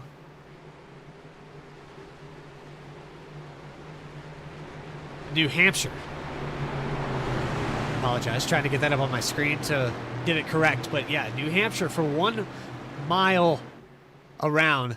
It's the bigger paperclip, if you will. We also have Martinsville in this chase, but in the playoffs, the first playoff race, New Hampshire, then we have Talladega, Bristol, Charlotte, Roval to really mix it up, Darlington, Martinsville, and we'll wrap up championship night November 8th at Homestead, Miami. Doubling back up. Silver's on the outside this time, electing to take that outside line. He has that option. He's going to put Radburn Shutters down on the inside for this restart. He sees Hawkins down there. He knows that's one of the drivers that could leave him out to dry here on this restart. So he elects to take the outside with Farmer in the 84. Pace car going to pull off, this time by for our first attempt at the green-white checker.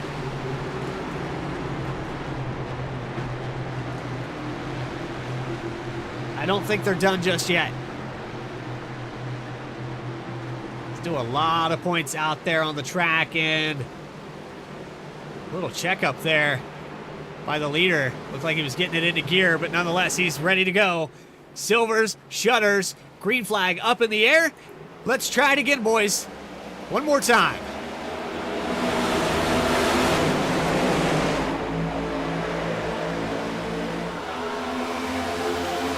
And already you can see the jump these leaders get. They pull away.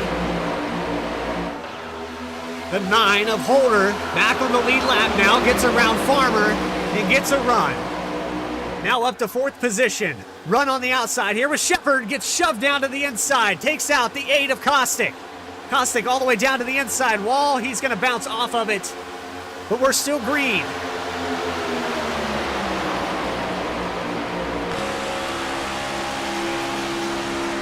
Going to stay green as we come out of turn 4. White flag up in the air. Silvers is going to lead this time by. There's 3 wide behind him with Holder in the middle.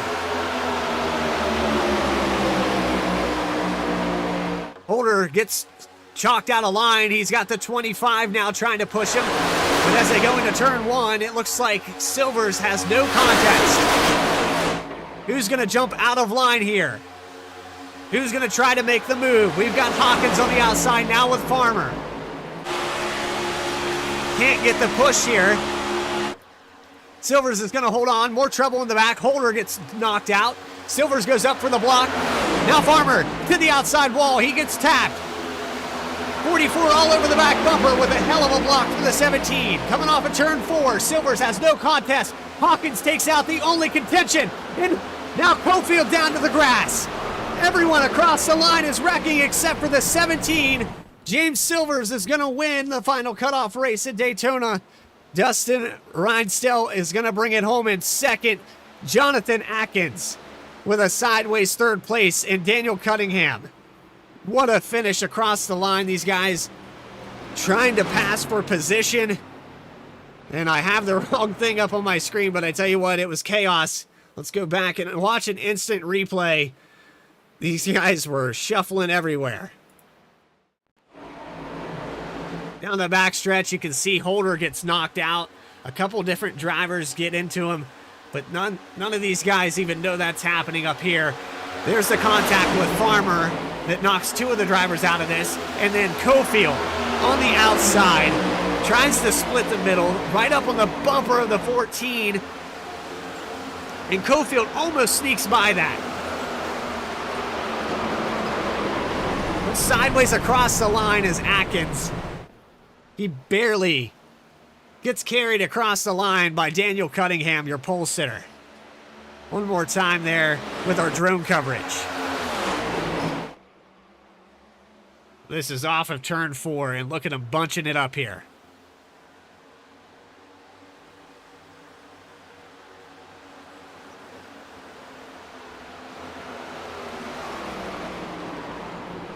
An amazing finish here tonight. There's the winner of tonight's event.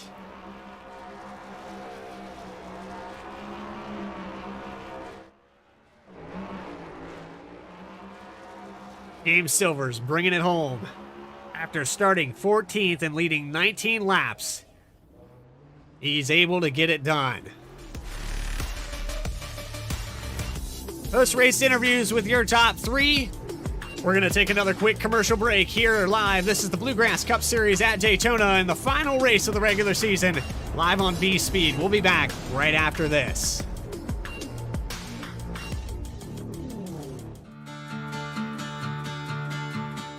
If you're a professional race car driver or crew chief, then you know how important it is to ensure the safety of your team while unloading and maneuvering your car around the track. That's where Steering Buddy comes in. Steering Buddy from Hostile Industries is the go-to solution for making unloading your car a breeze. It essentially eliminates the need for a crew member to be in a vulnerable position in a liftgate, resulting in a safer environment for everyone. Not only that, but Steering Buddy allows you to maneuver your car from the outside around sharp turns, reducing the time and attempts required to get it in position. And setting it up couldn't be easier. Simply install the clamp onto the steering column and good to go. Plus, with its own battery, you won't have to draw power from your car, and it eliminates the lateral force that crew members often apply to the steering column when maneuvering the car from the outside. So, if you want to ensure the safety of your crew, make unloading your car a breeze, and reduce time and effort, Steering Buddy is the product for you. Get yours now at steeringbuddy.com.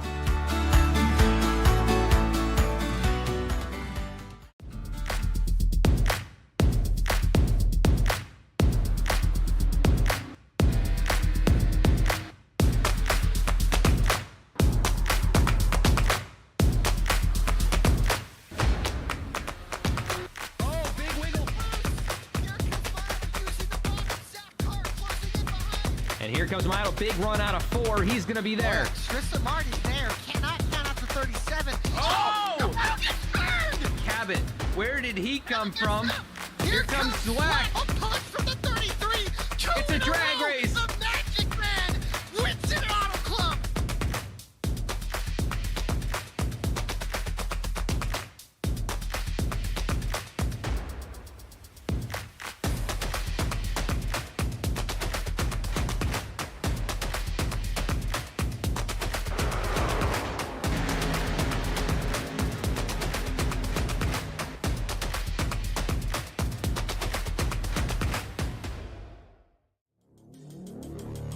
Back here live at Daytona, Bluegrass Cup Series has concluded. Race number 14 of the 21 race season. We've got 3 drivers to pull up here in the broadcast booth and talk to. Let's start off here with the third place finisher, Jonathan Atkins, down on pit road here. And Jonathan, you had a really good race. You led 15 laps, but right there at that last restart, the green-white checker, all bets are off. It doesn't matter what you did prior to that. It doesn't matter if you messed up on pit road, if you were a lap down. It's just hold it to the floor and pray it works.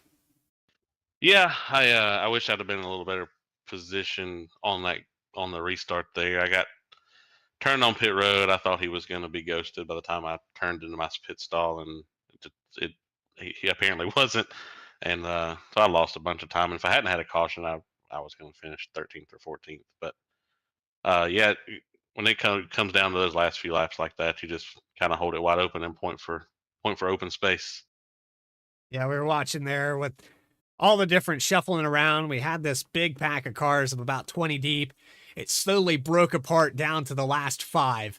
And you were in that tandem of cars that just was able to sneak by when Hawkins and Cofield get together and actually come across the finish line. Across the hood of Daniel Cunningham. So a little bit of extra horsepower to come home third, huh? Yeah. He actually come in my Discord and apologized because he come up off the apron. It wouldn't have made a difference either way. I was going to be third there. So I'm glad it didn't turn me into the infield or into the wall and lose a bunch of spots. But yeah, that's what, especially when you get a late restart in these races, that's what it's going to be. And people are going to have hard feelings probably, but it is what it is. Well, I mean, final race of the regular season, you put it together, get a great finish, and this should help you in any situation. Do you have anybody you'd like to shout out and thank for tonight? Yeah, Shock Out Performance, Miller Family Trucking, Studio 10, and my Smoking Hot Wife.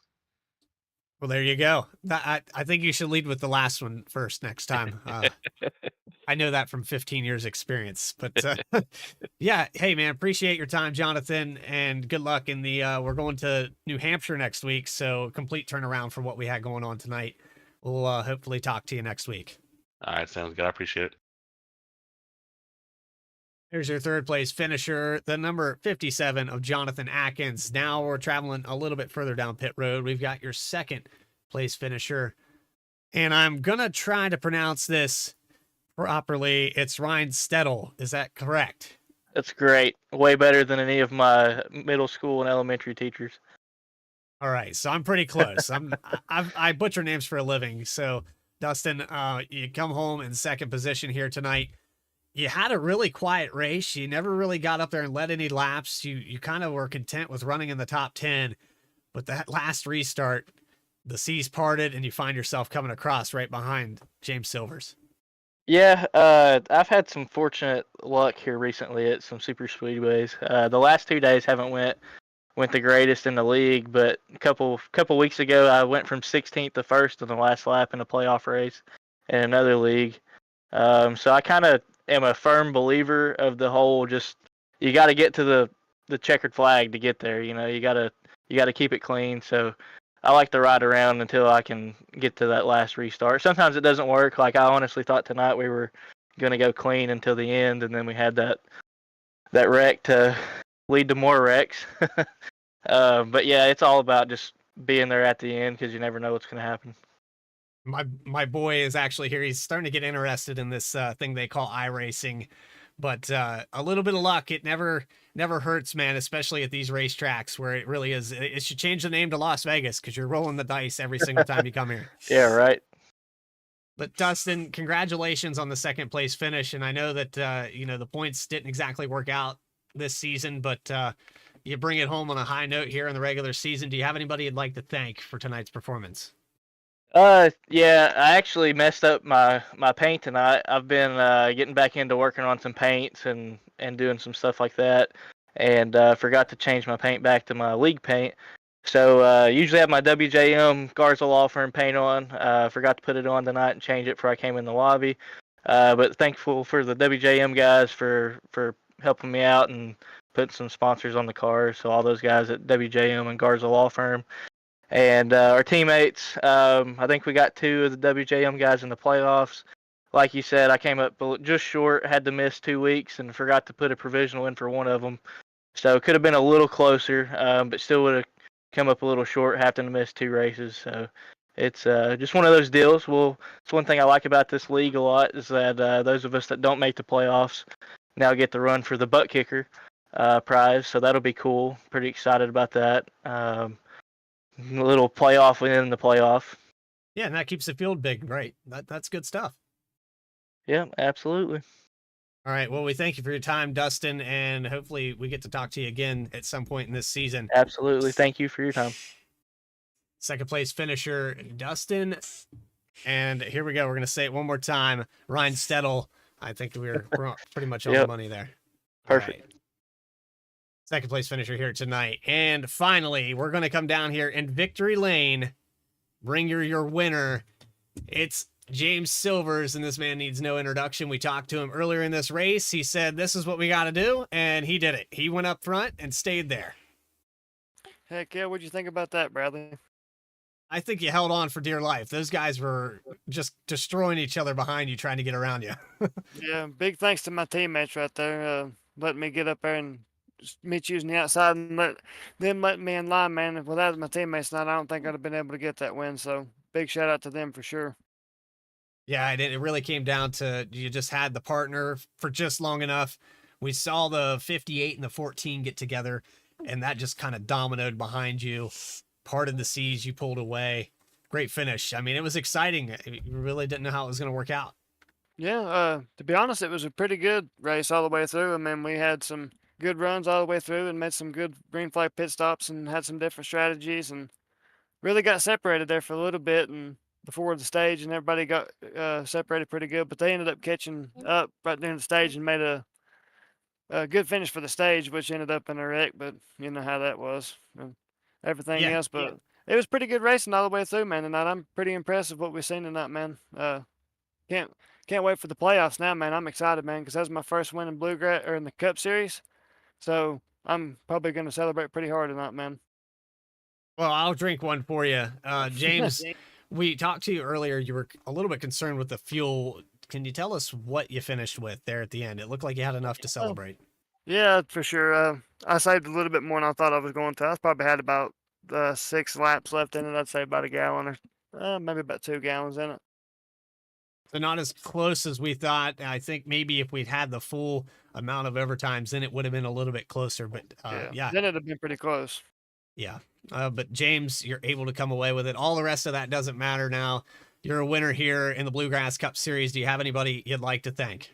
Yeah, I'd like to thank you, Bradley, for putting on an amazing broadcast, and I'd like to thank Jason for putting together such a great league and everybody that helps with race control and helps everything behind the scenes at Bluegrass iRacing Series. And I'd like to shout out everybody at Cornerstone, and big shout out to the 38 of Justin Ray for winning the Xfinity race last night, and big shout out to Alex Penn on winning the regular season championship in the Xfinity Series, and big shout out to tonight for GT Hawkins to bring home the regular season championship. You can't thank my teammates enough, man. We put in a lot of work for this season, and for us to be able to get both of the title or regular season titles before the playoffs even start, it's amazing, man. It's pretty good for this team. But I'd like to shout out all the sponsors to help fund Cornerstone Motorsports, Area Professionals of WNC, Function Junction Smoke Shop, GG's of Waynesville, North Carolina, sorry, Mountain View Detailing, and Waynesville Tire. And I'd like to shout out my girlfriend Shelby. I love you, baby. This one's for you. Everybody, I gave Jonathan, I'll give you the same advice. Lead with the girlfriend next time. Yeah, lead with the girlfriend. That was rehearsed. It was well done, and we appreciate it. James, like a true veteran, you come in here, get it done at Daytona, and put yourself in the right spot for this playoff. So good luck out there. We're going to take it to New Hampshire next week. Maybe we'll get to talk to you again. Yes, sir. I appreciate you, man. You have a good night. So there he is, your race winner of the night here at Daytona. It's the 17 of James Silvers. Let's get that final finishing order up on your screen.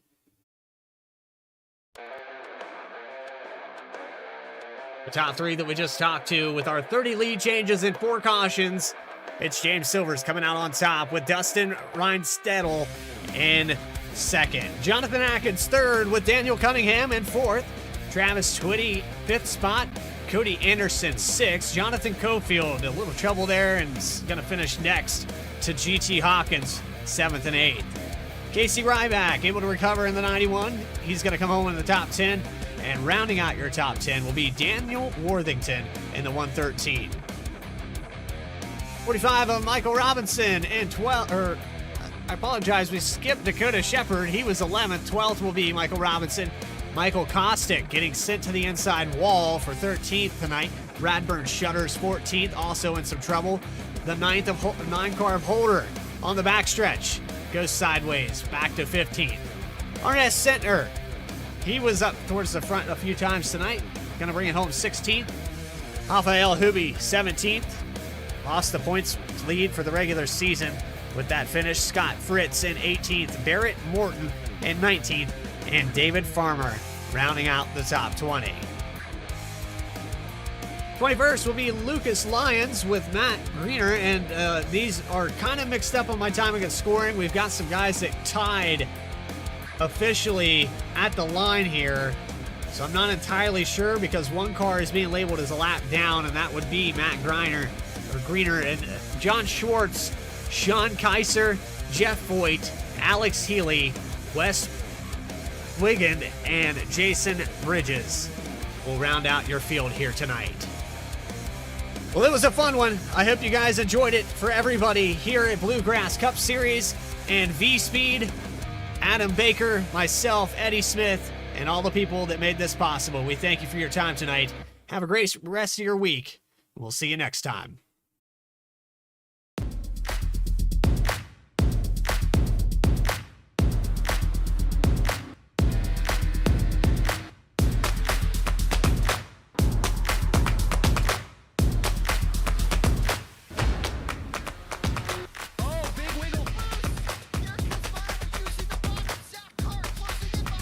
And here comes Milo. Big run out of 4. He's going to be there. Tristan Martin's there. Cannot count out to 37. Oh! Milo gets burned! Cabot, where did he come from? Here comes Dweck.